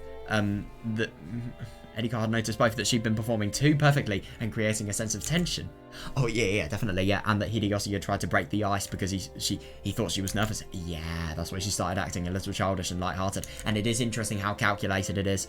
Yeah, acting out the part of a guest, enjoying a harmonious dinner. And that really, really gives me so much indication that this person knows what they are doing. They really, really do. And they know how to act in order to please everybody.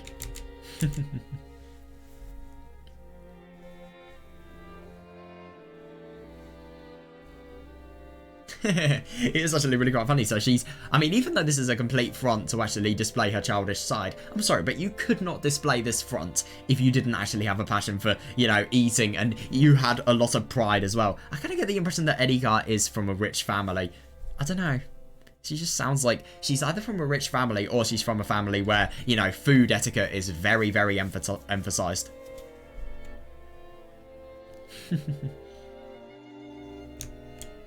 Oh, I love that, yeah.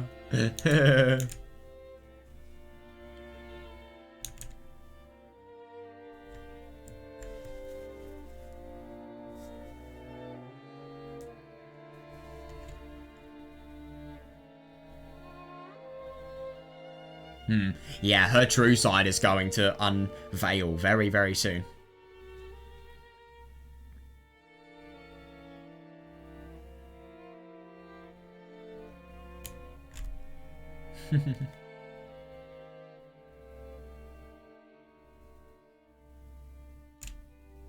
Yeah, pretty soon. Not only Kiria, but everyone else caught on. Though she was an uninvited guest, she was apparently worthy of participating in an Ushinomiya family dinner. Yeah, I see that, definitely. I don't disagree. Smart kid. Did she really just come by coincidence?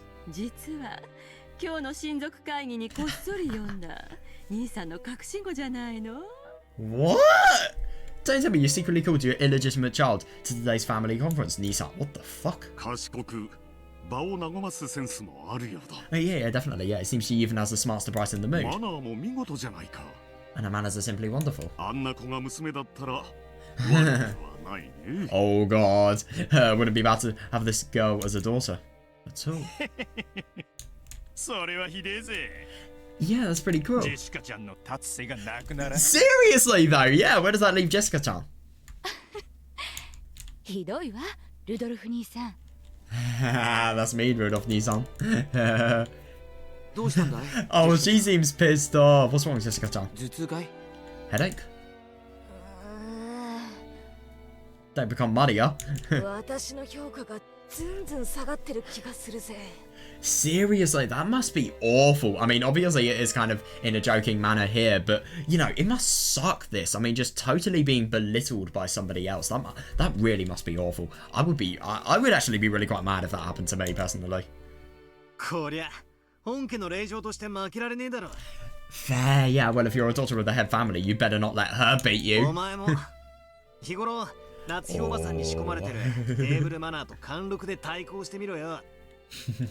Try using those table manners and dignity Aunt Natsuhi's always training you with, and fight back. I want to see. Oh! Oh my god, I want to see table manners.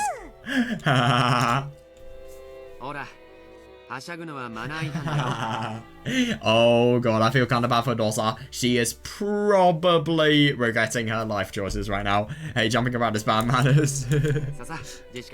Come on, Jessica-chan. Show us how it's done.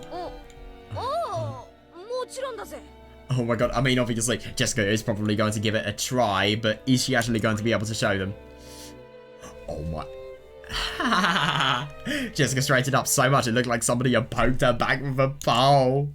I love that. She had good posture, but it somehow lacked elegance. Oh fuck, yeah, because obviously it looks unnatural. The best sitting up postures look natural, and they look like a thing that is very customary to the person doing it.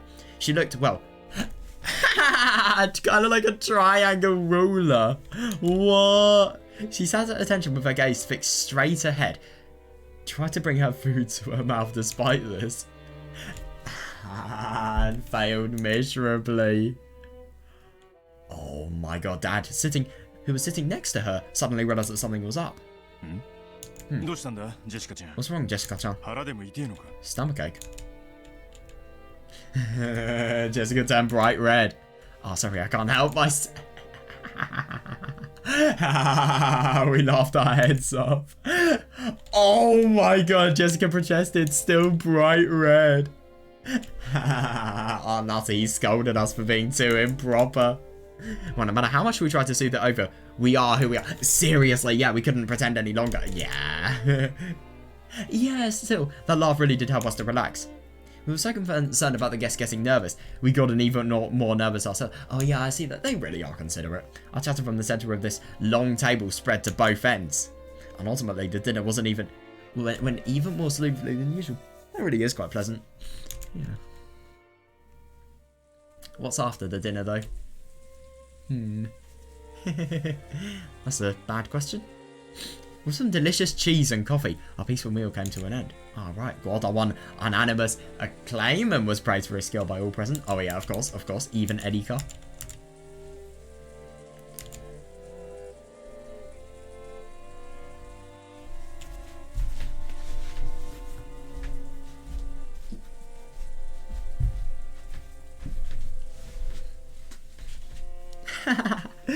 That is so funny though. She's just like this.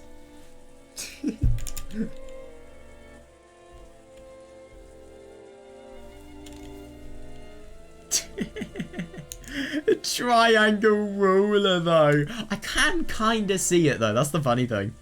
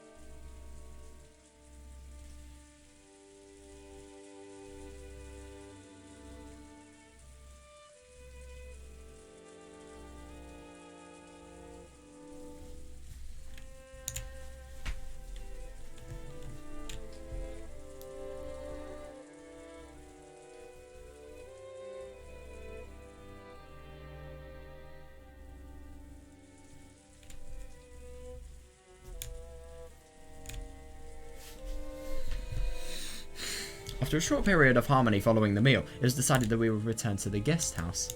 Yeah, normally dinner tended to have a very dark atmosphere about it. Oh yeah, definitely, but that's just totally... It's just really quite interesting, you know, there's been a new guest and there's been a new perspective that people have actually been able to get because of the fact that they have a new person to please. And the adults would often keep that mood as they move straight onto the family. Oh yeah, definitely, yeah. However, perhaps this year's dinner had been oddly peaceful. Everyone decided to take a break, the adults included. Good for Kraus and Natsuki. After eating, taking a bath, and relaxing whilst watching TV. I wonder if they'll gather again in the mansion with all this rain and resume that high-tension family conferences there. Oh yeah, they will. They will, yeah. I'd rather not think about it. Understandable, yeah. Oh yeah, funny that. Yeah. Oh, yeah. Apparently Aunt Eva was getting really worked out.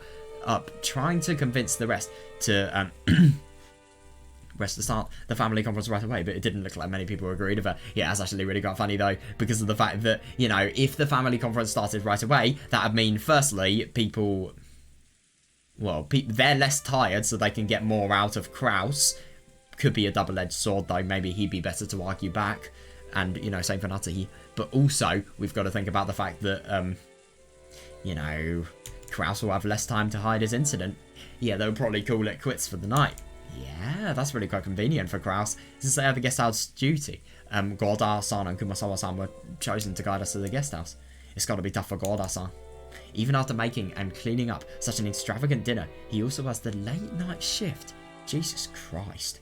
That is brutal in terms of hours, my god. But to be fair, that is a lot of pay you must be getting. And it is the biggest day in the year after all, so it is surprising. It isn't surprising that it's brutal.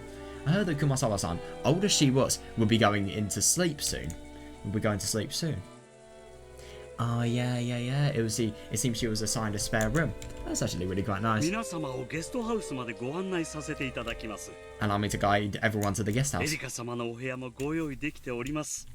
Erika-sama, a room has been prepared for you also. ありがとうございます。 Thank you very much. 体調はどうです？ Why not rest a bit? 具合が悪かったりはしませんか？ Are you sure you feel okay? ああ、そうだよな。 That's right. すっかり忘れてたけど。Yeah, seriously, yeah. 流れ着いたんだよな。 Totally forgotten, but you'd nearly drowned and floated here, didn't you, 今日 Erika-san? は無理しねえで。早く寝た方がいいだろうな。 Fair, yeah, you'd probably be better off taking it easy and getting to bed early tonight.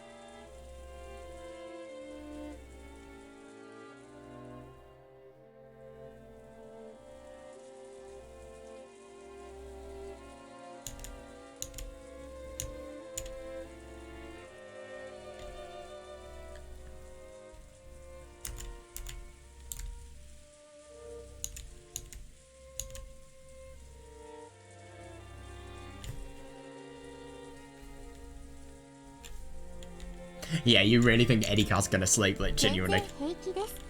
Yeah, I love that she just so casually brushes it off. I'm perfectly fine. それよりも緊張と興奮でむしろ寝つけないくらいです。 Oh, yeah, on the contrary, I'm so nervous and excited that I doubt I can get any sleep. Oh, yeah, I wonder why you're excited. じゃあ遊ぼう。みんなで遊ぼう。 Then let's all play together. トランプしよう。 Oh, that'll be fun. Erika will win. There is no way she wouldn't. Oh, that's sweet. Malika latched onto her, giggling. This lack of restraint peculiar to youth was very much like Maria. No, I see that. That's so sweet. Yeah, that is understandable though. However, we really should be concerned for Erika's physical condition right now. マリア、トランプは私たちと一緒に遊ぼう。 Maria, why don't you come play cards with エリ us? カお姉ちゃんは疲れてるんだってさ。 Yeah, it's just really quite funny that, you know, she is so excited and, you know, she is... I'd assume she says she was, you know, excited from the nervousness. Yeah.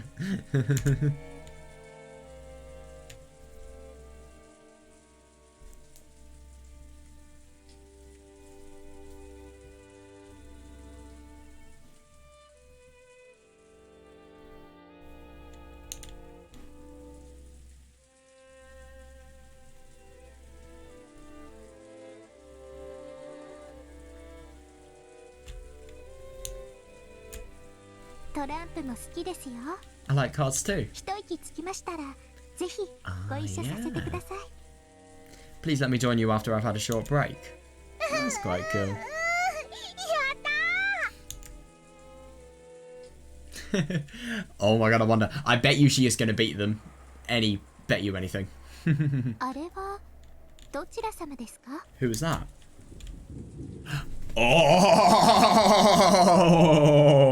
Oh yeah, as she passed through the lobby of the entrance hall, Erika stopped walking. When we saw what she was looking at, the rest of us also stopped. Yeah, that's going to be a little bit significant.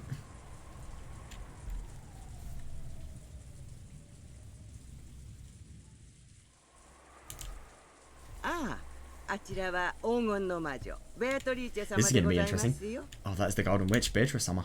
黄金の The Golden 魔女。 Witch. 何やってんだガキども。 Yeah, what are you doing, さっ Brad? さとゲストハウスへ引き上げるぞ。 Yeah, divert the attention, make it so that the family conference can... Well, they're actually going to have a little bit of a rest. I mean, Eva literally pursued to get the family conference done as soon as possible, but no. They want their rest, I suppose. Fair excuse. What are you doing, brats? Go on and head back to the guest house. Oh yeah, funny that. Yeah, Dad, Gideon, Aunt Eva, Uncle Hideyoshi, and Aunt Rosa all came over. Yeah, not Kraus and Natsuhi though. The entire guest house party. Oh, right. Oh, I gathered. However, Erika's gaze was captured by the portrait of the witch, and she simply stared at it for interesting. That. Yeah. Know your opponent.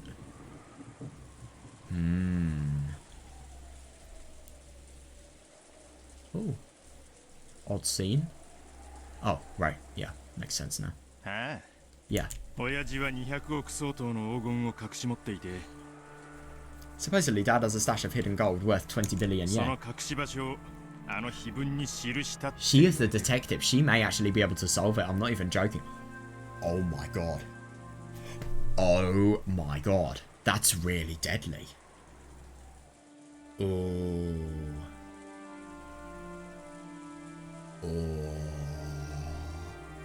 And this epitaph shows you where that gold's hidden. Perhaps it was too early for all of them to disperse into their individual rooms, because the relatives who had returned to the guest house all gathered on the first floor, continuing their chat. The topic was the witch's epitaph, which Erika had taken an interest in. Yeah, that's interesting.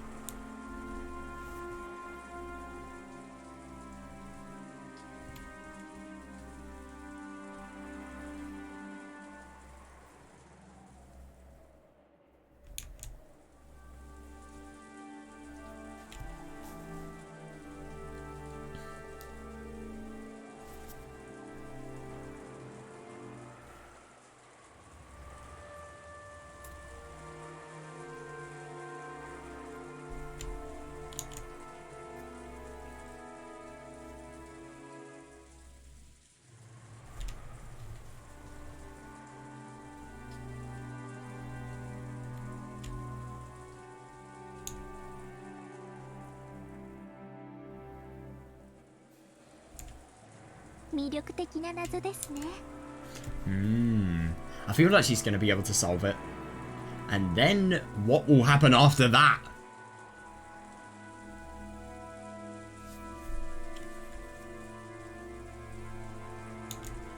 It really is a fascinating riddle.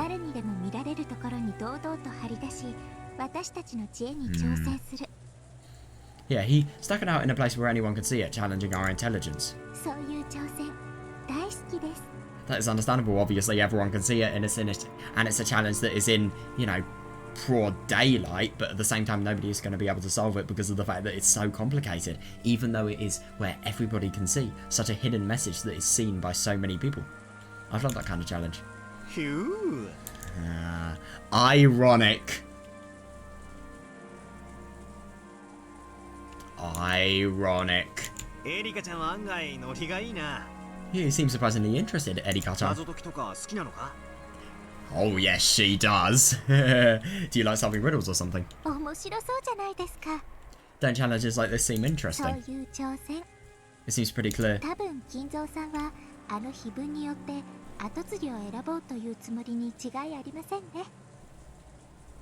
on a second, she didn't even know that, and yet... Jesus Christ, the fact... Okay, I'm sorry, but the fact that she figured something like that out instantly... Yeah, that's absurd. This person is a weapon. That's confirmed it. Oh my, that's absurd. It seems pretty clear that Kinzo-san wants to use that epitaph to choose its successor. That's absurd! There is no way. It's either that she had completely discovered it just now, or that Berncastle had actually told her initially. I don't know. When she said that, the adult stopped moving and slowly turned to face Erika. Yeah. Why do you think that? This is we're gonna see her detective intuition come in place here.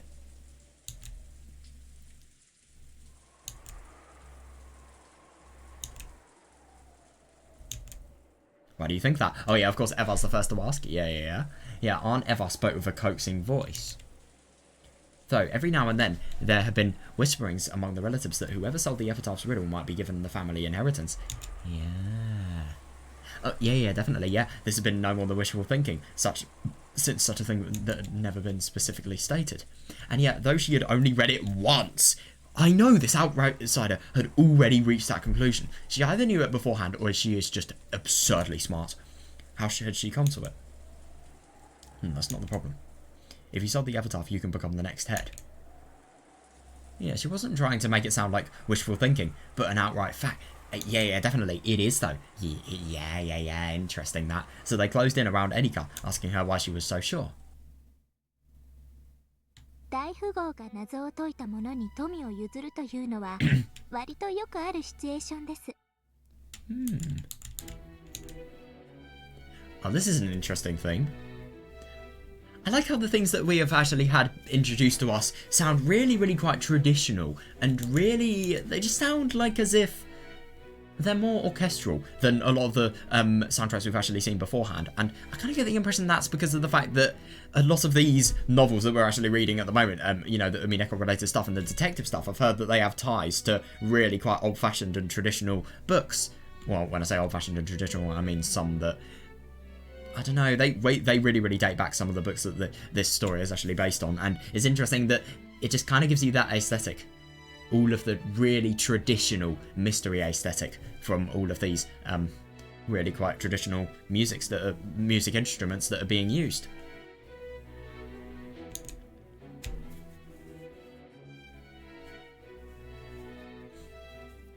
It is interesting, that, though.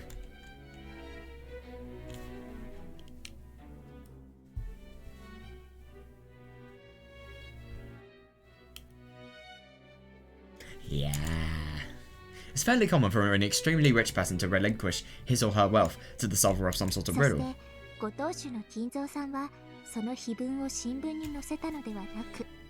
Yeah, furthermore, Kinzo-san didn't publish his epitaph in a newspaper. Yeah, definitely, that would give the indication that everybody that's going into the mansion has the chance to get his wealth, but displayed it in his mansion. Definitely, yeah, that means the riddle was directed at the people in this mansion. You're right. Exactly, yeah. Unless you're a piece that's inside the game board. But, you know, that's going to be very unlikely. You're right, since it's inside the mansion, there's no way for someone who can't enter the mansion to solve it. Yeah, definitely, yeah. Yeah, so that means grandfather's been challenging the people here. Good. Well thought.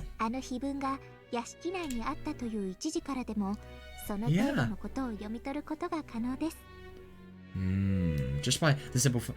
But the only thing is, I do find it really interesting. I do agree with Erika, until I don't. There's just one point. If Kinzo was making it so that the epitaph... I'm sorry, but if you were a head of a family, why would you make the epitaph a sort of thing that if you solve, then you can actually hand your wealth down to the next person, if your headship was not ending soon? But to be fair, somebody may still do it.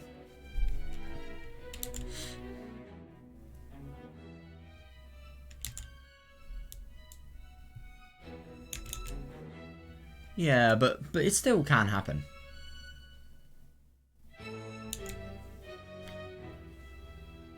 At first, this Furudo Erika girl seemed to be the fairly silent type. Oh yeah, definitely, but that apparently wasn't the case. No, she grew excited by a challenge to a game of wits. She became more talkative than I'd imagined. Oh yeah, that definitely foreshadows stuff. I see.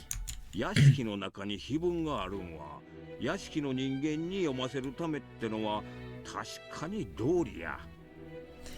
well, it does make sense that an epitaph inside a mansion would be there so that the people in the mansion could read it.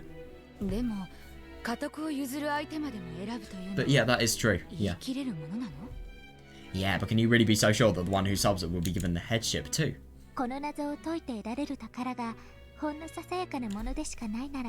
If the treasure gained by solving the riddle was something small.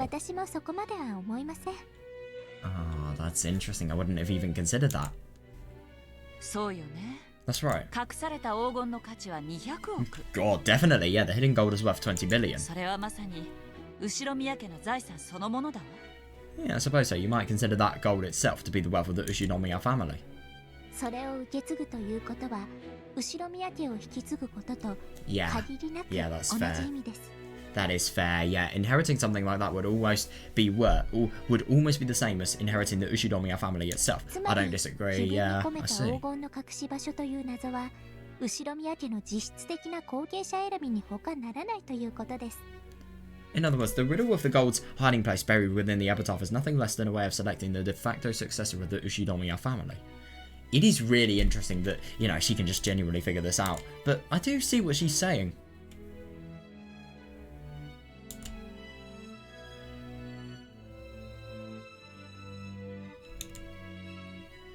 But at the same time, this is another thing where I kind of get the impression that Erika either has really, really good intuition or background knowledge. There is no way of telling whether the treasure of the riddle is actually big or not, but at the same time you can make a few deductions, but they don't necessarily prove anything. You could think, why is it displayed in a framed portrait? A really, really significant and massive portrait as well, we can't forget about that. You know, why is the epitaph riddle next to that? And if, I'm sorry, but like if something was next to a really, really big portrait that had relevance to what the portrait actually told, it would not be a small thing. And also, well, I suppose that's the only piece of evidence I would go on if I was in Erika detective mode, you know, to think that it isn't a small prize. I don't know.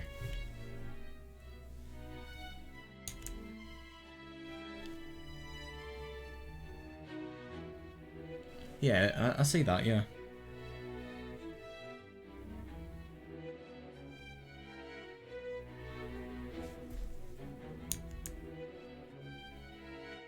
The idea that the one who solved the epitaph would be chosen as a successor.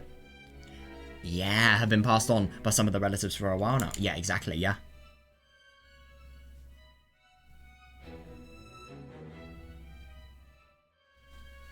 And it is so interesting that, you know, this is another deduction that she's been able to make. The fact that the epitaph is based on, you know, finding the gold's hiding place.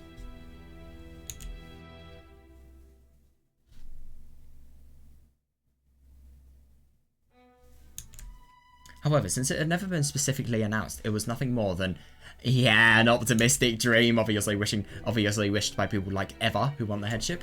Thinking this, they decided to abandon all consideration of this point until the details were made clear. Yeah, fair. Erika had clearly declared that this uncertain point was, in fact, true. Yeah, definitely, yeah. If one of the relatives had said it, people would have thought it. Yeah, definitely. But the thing is, this is the really good thing about Erika. Totally. And this is why she's going to be so effective as a piece. Unbiased viewpoints.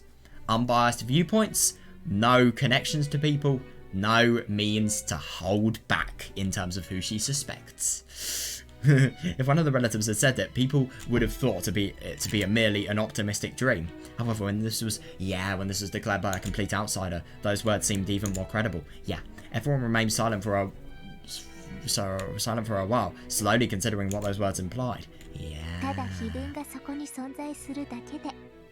Simply by the existence of the epitaph in that place.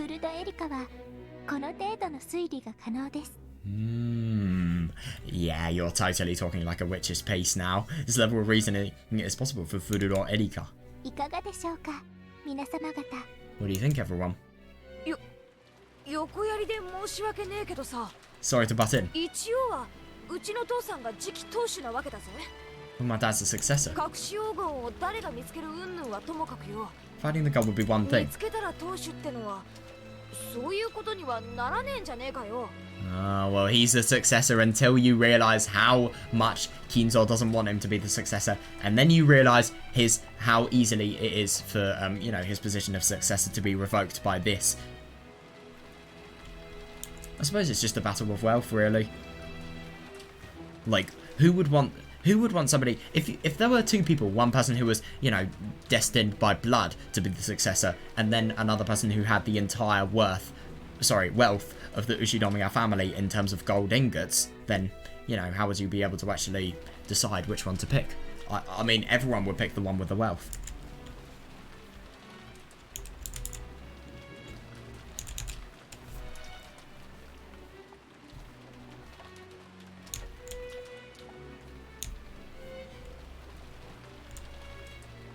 Jessica thought that the treasure hunting part of the epitaph was really fun. Ah, yeah, I see, yeah. However, she couldn't help but let her expression grow bitter once they started talking about the undermining her father's position. Yeah, that's fair, yeah. By using deductive reasoning based upon my theory.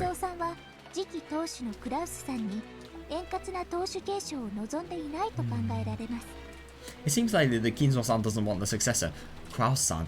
Oh my god, you are absurd, yeah, to inherit that position too smoothly. How can she think this so quickly as well? It's really, really impressive. Yeah, because obviously this is a ceremony to choose a new successor. What's that? 莫大な財産を持つ後宮家の当主なら政治的な意味で様々な影響力を持つことになるでしょう。ならば本来その継承は厳格であり一切の紛れが入るべきではありません。 Yeah, true.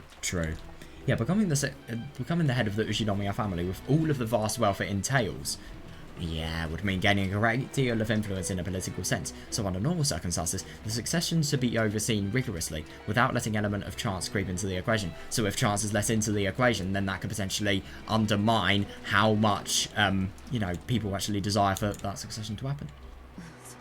That's right. That's hilarious that, you know, his obsession with Sengoku military related stuff and, you know, history in general really gets actually becoming relevant. It happens a lot in those stories about Sengoku military commanders that my husband loves.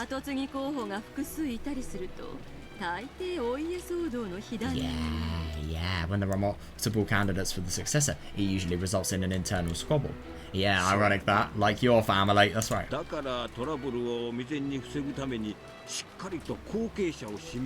Yeah, definitely. That's why it's important to clearly specify a successor, so you can avoid any trouble. Jesus Christ. Sometimes there's even a purge of all of the competing successors. God.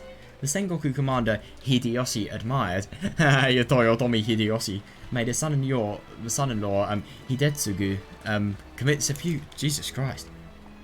But it was rumoured that he might have done this to make Hideyori, who was his real son born after Hidetsugu, his true heir. Jesus Christ. In other words, naming a successor was a way to make it generally known that a single unique person would be acknowledged by anyone, and a way to remove any chance of another person becoming an opposite candidate.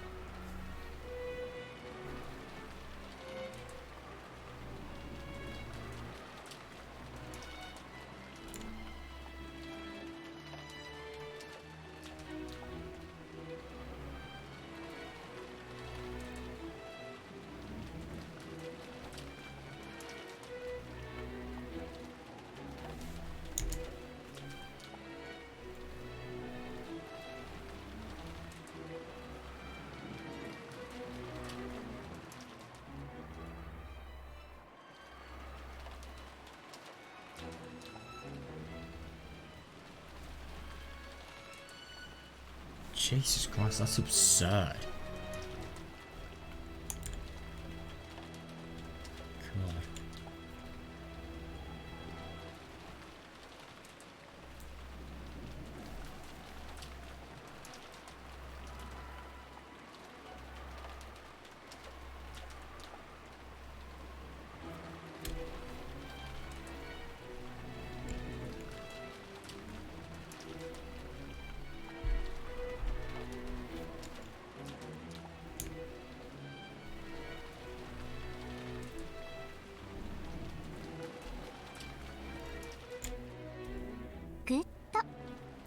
Good.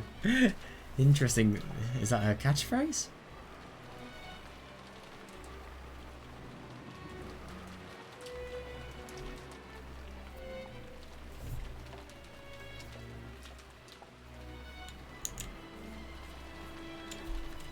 Good. まさにその通りです。 That's exactly right. あのような碑文の存在はクラウスさんの次期当主の Yeah, 働きを definitely. 危ぶませる意味しかありません。 Yeah, the only purpose for an epitaph like that would be to cast doubt on Kraus-san's position as the つ successor. まり金蔵さんがクラウスさんに当主を円満に継承させたいと願うなら Exactly, yeah, I don't disagree あのような危険な whatsoever. ものをわざわざ人目にさらす理由がないわけです。 In other words, if Kinzo-san wanted Kraus-san to become the head smoothly, he'd have no reason to go out of his way and display something so dangerous for all of us to see. Yeah, that's right. チェス盤をひっくり返せば確かにそう言える。 Yeah, if you spin the chessboard around, you can certainly 当 say 主は that. 継承するけれども200億の黄金は譲れない。解けた誰かに譲るというのはおかしな話だわ。 It would be gone if he handed over the position of the head normally, but only handed over the 20 billion in gold to the person who solves the riddle.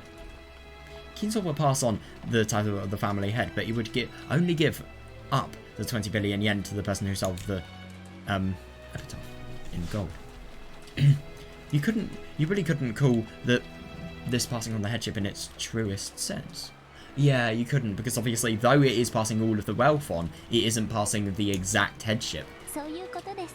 Her face, that's how it 以 is. 上の推理により金蔵さんがクラウスさんを本当に後継者だと認 Definitely, め yeah. ていたか怪しむことができるわけです。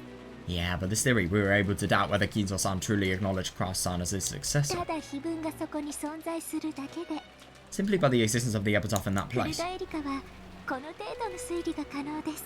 Yeah, it's interesting that she is always bragging about her level of possible reasoning. Yeah, simply by the existence of the epitaph in that place, this level of reasoning is possible for FURUDO ERIKA. Total weapon, like I said.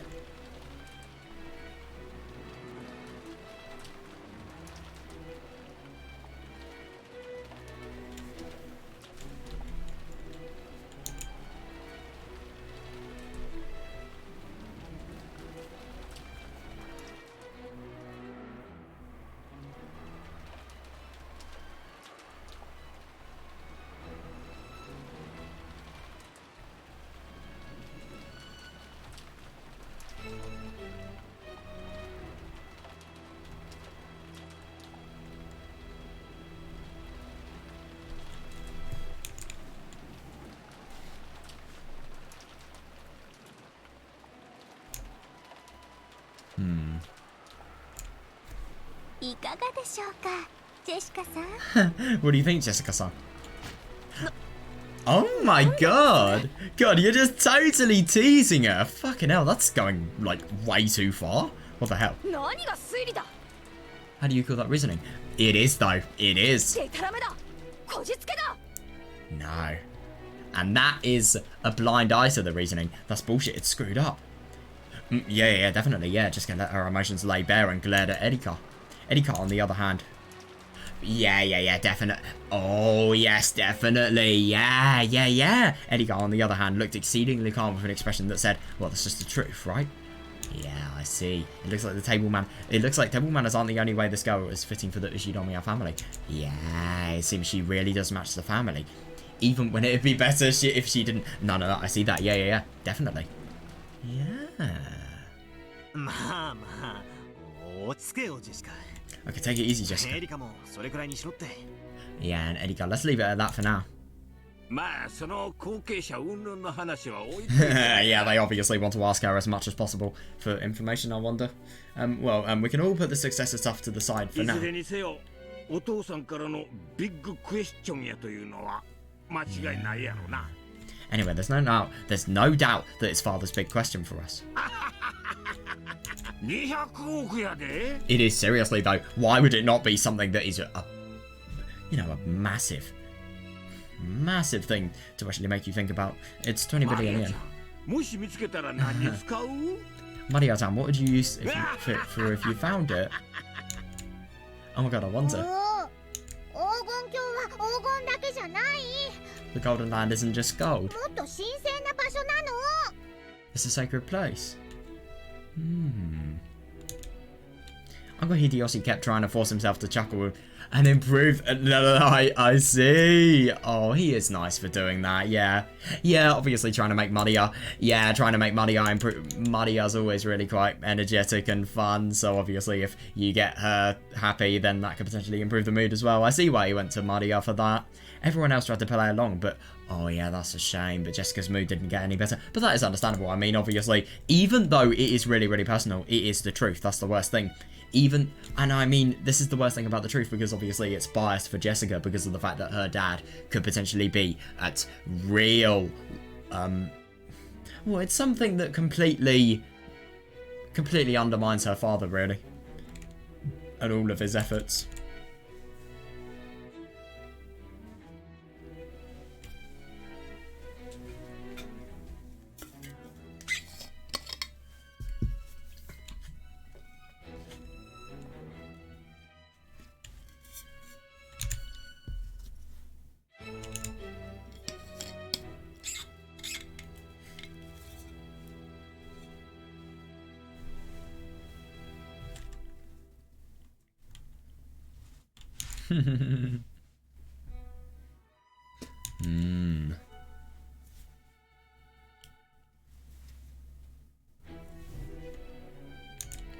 Yeah.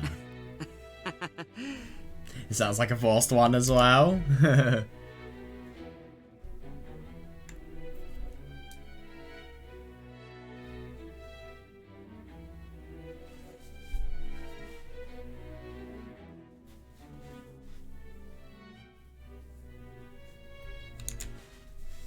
Erika ちゃんも碑文の謎に挑戦してみたくなったのかい? Oh, that is a weapon! So, Erika-chan, would you like to have a go at the epitaph's riddle? Yes. My little grey cells are reaching to get... What? My little grey cells are reaching to get started.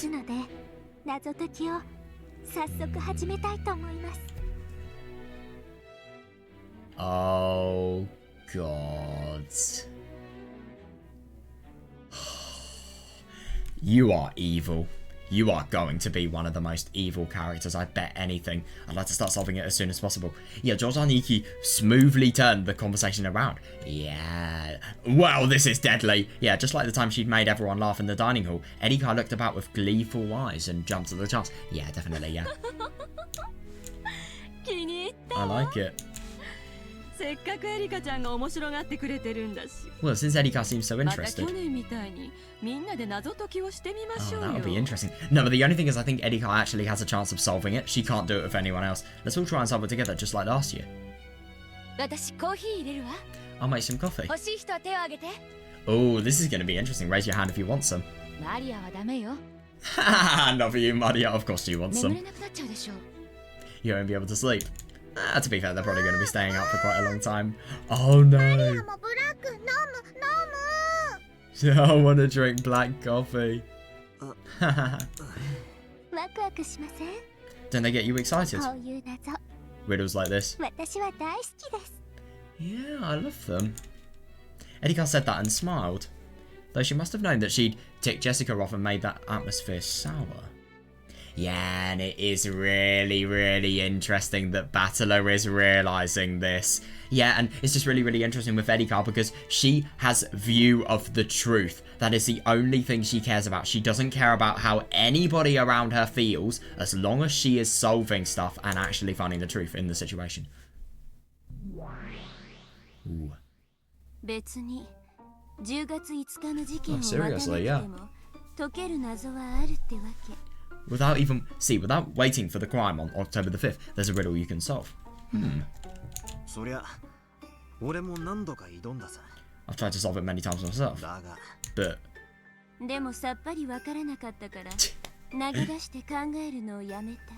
But you didn't have a clue, so you just gave up and stopped thinking.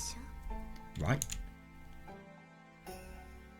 I know, yeah, it pissed me off, but I don't have a good counter for that. Understandable, yeah.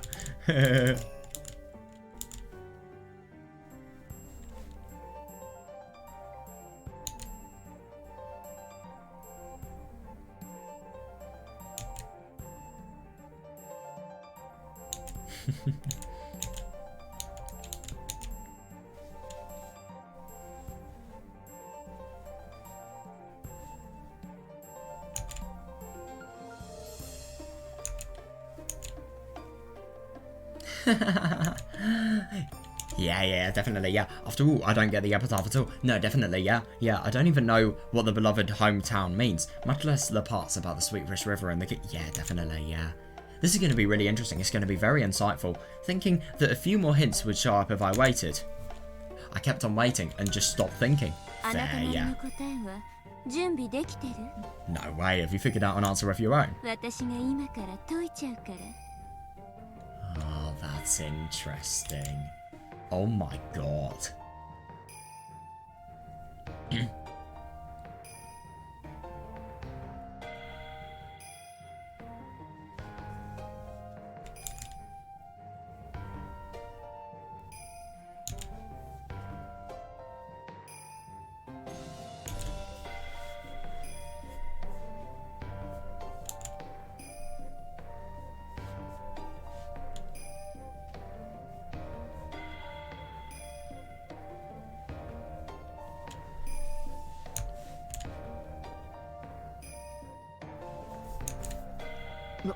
What? No fucking way. This is where Burton solved the riddle with the epitaph. Of course she does though, yeah. I'd expect no less from the Witch of Miracles. Oh. Fair, yeah. If a riddle was solvable, she can solve it without fail, regardless of the difficulty. Especially because of the fact that she has maybe the riddle is so hard that to actually be able to solve it, a miracle is the thing that needs to be cast. How many years did it take to solve this one? It took her years? That's rude. Jesus Christ! I only finished with a few hundred fragments. That's ridiculous. Okay, I mean, I knew the riddle was difficult, but this is impossible difficulty. Wow. Oh, wait, I misread that. I only fished. I thought that said finished. Sorry. You really are terrifying.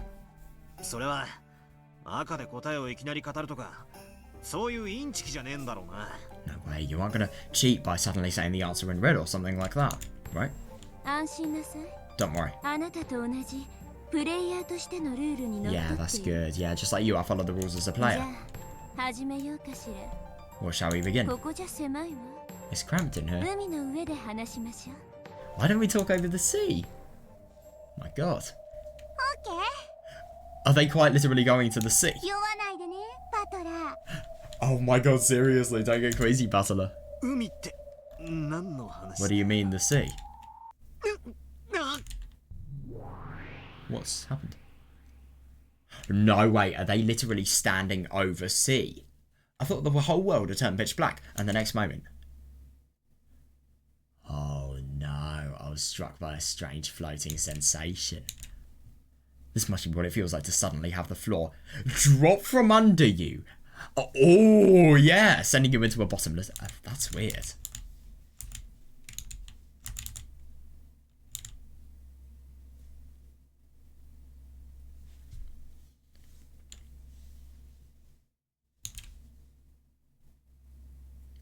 I can't really tell if this sounds like something... I mean, judging from how Burns says it, it's kind of giving me the impression of something that was a task that didn't really require much effort whatsoever. But at the same time, though, it just doesn't really seem like that would be the case. I don't know, maybe a few hundred is a really quite small amount. Maybe she didn't even solve the riddle herself whatsoever.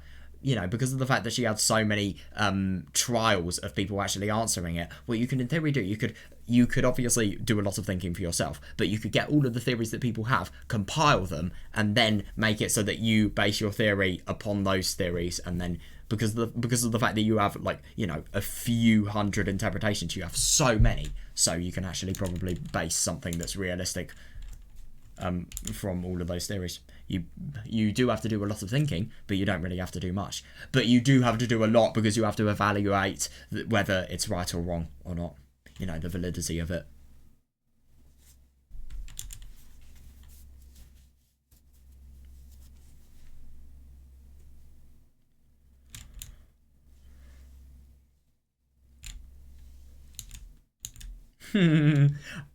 Yeah, that is interesting.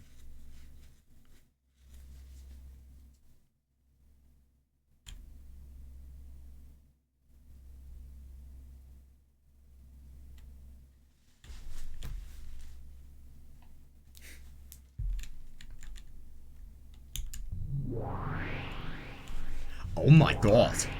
Wow, so they're... Oh yeah, they meant they're in the sea of fragments, right.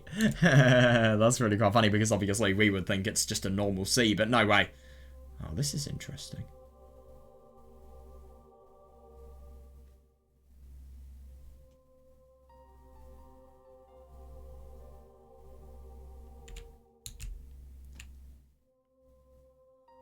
When I looked... Yeah, I saw that the two witches and I. So the two witches and I. Yeah, I've been thrown into a pitch black universe. That is so weird. In this space, every direction was covered in an endless darkness, and it felt like a limitless expanse filled with countless glittering objects.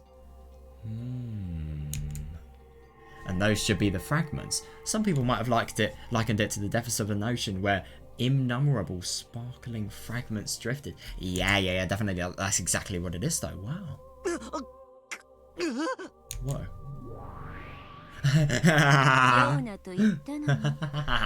Didn't she tell you not to get crazy? This must be such a cool thing to see. What? If you just... But at the same time, what? If you just want the concept of gravity, just create it yourself, okay?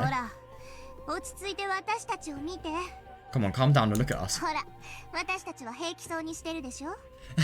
on, don't... We look like we're just fine.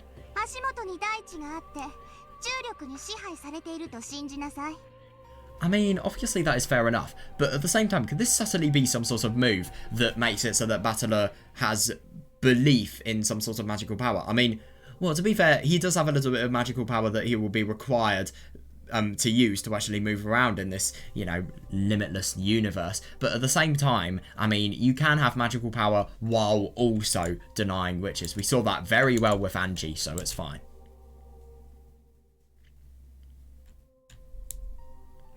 I really like that. I love that. Just create gravity yourself. Become nature.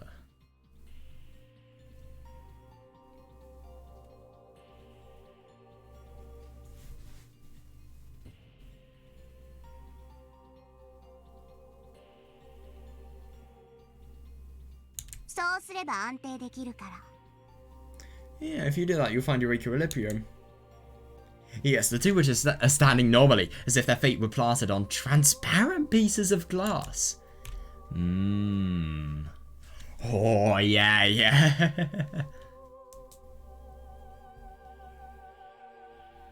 I'm the only one floating about like someone in a rapidly plummeting elevator. That is interesting. When I saw that they were doing just fine, I started calming down, figuring that there was no need to be scared. And then you need to believe, I suppose. Then, just as Lambda said, I gritted my teeth and kept telling myself that there was a place to stand here and that I had to stay calm. Oh yeah, fair. Oh my god, he's actually doing it. God, that must be so weird. Very well, very good. What's your name? It's a very odd question. She already knows it. Ushinomiya Batara. Who else do I look like? Okay.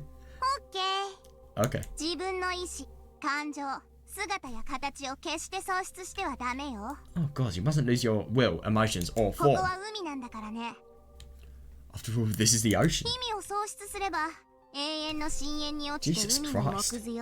I love that. If you lose your purpose, you will fall into the depths of eternity and become a scrap of ocean seaweed. God, just such a casual, you know, notification of danger. I mean, my god. It's just casually saying, like, you're going to go somewhere and you could potentially have the worst. You could have a fate worse than death actually put up onto you if you mess up. God, I don't get what Lambda Dot is saying, but I should calm down for the time being. It seems that I regain my equilibrium the more I calm down. Yeah, that's good, yeah. Gradually, that weird floating feeling, like I was falling forever, began to disappear. Yeah, that's good, yeah. It still felt strange, like trying to stand up straight at the bottom of a deep pool. Ah, yeah, I like that, yeah, but it was much better than before. So it does feel unnatural, but at the same time, it's better than before. That's good. That is really quite something. Then let's begin. Right, I I'm going to stop reading here and I want to continue this tomorrow. I'm tired as fuck now and I want to be in my prime for this.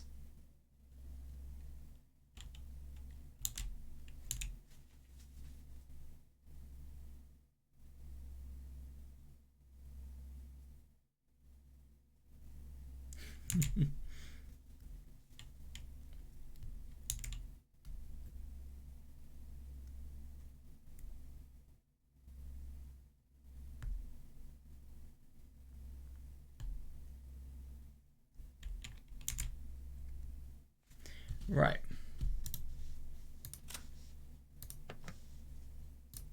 Oh, fuck! Oh my god, I didn't mean to actually click that last. Oh, that's so annoying. Right, well. That was the beginning of seeing everything related to FURUDO ERIKA. And that was really quite cool, and I'm really quite excited to see, obviously, the solving of the epitaph. That's going to be amazing. Right, I think what I've got to do is... See, let's be honest here. Umineko is brilliant, but I feel I could make it even better for myself. I think if I actually tried to have a go at solving the epitaph for myself before finding out the answer. That's what I want to try and do. So I'm probably going to devote... I don't really have much time tomorrow, but, you know, I'm probably going to... Oh, fuck, I've got work all day tomorrow. Well, maybe I won't actually have time tomorrow, but if I don't decide to play on... No, I probably will play tomorrow. I'll only play a little bit, obviously, because I'll be tired as hell from work. But, yeah, I could, in theory, spend some of my time trying to solve the epitaph riddle. Well, not trying to solve it. How am I going to solve it? But, you know, just thinking some theories. Doing the battler approach. You know, going through loads and loads of theories. Loads of eventualities. And just stabbing every single possibility. And every single chance of getting it correct with them. Yeah, that's what I'll probably do. And... you know, just thinking about multiple things that could actually be from that riddle. It's going to be really interesting to find out what, you know, I'll find out. Because I just feel like the more connection I'll have with the epitaph, the more I'll find it interesting when I actually find the answer out. And also, this is very important, the more it will stick in with my head. Because there's one point having the answer, but there's another point actually retaining it and remembering it. Which, let's be honest, I mean, it may not be vital. I don't care if it's not. I just want to remember it. Yeah, but anyway, that was a really, really fun day. And I liked seeing Erika's character. A very, very interesting and composed character. One that, you know, like Battler thought, there is a lot more to. I.e., you know, the Battler in the game board, not the Battler in the, you know, outside the game board. But, yeah, it's going to be really interesting just to see what's going to happen regarding that. And, yeah... I do wonder the solving of the epitaph. I'm so excited for that, as you can see by what I'm saying here. And yeah, it's going to be so cool to see what the answer actually is. This is one of the riddles that has been the biggest in terms of just its mystery, but also just anything that could actually have anything that could be made clear is just not with the epitaph. So I do wonder, I really, really wonder. And yeah, I'm also quite curious in terms of, you know, how everything's going to progress and also what's going to happen with Erika, because let's be honest, Erika, she's probably going to become an Endless Witch as a result of this. Maybe this is why she is Burn's piece. And when she is an Endless Witch, I feel like she is going to be so deadly. And I just wonder what's going to happen in general, really. This is one of the stories where I have no idea what's going to happen, and I have no idea how I can even predict what's going to happen. I also find it interesting that, you know, when you actually link all of this stuff that's happening to Krause's, you know, financial conflict related things, and how you can just think of the convenience it has to him. And it's going to be interesting to find out, oh my god, Nasahi's prank, that was so weird. That was so weird. I'm very excited to learn more about that. And I am also excited just to, in general,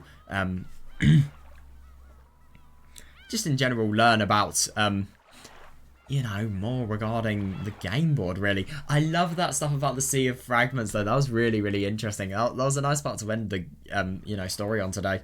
So, yeah, I'm going to go to bed now. Really hope you guys enjoyed. And, yeah, see you tomorrow, where we will maybe solve the epitaph. I don't know.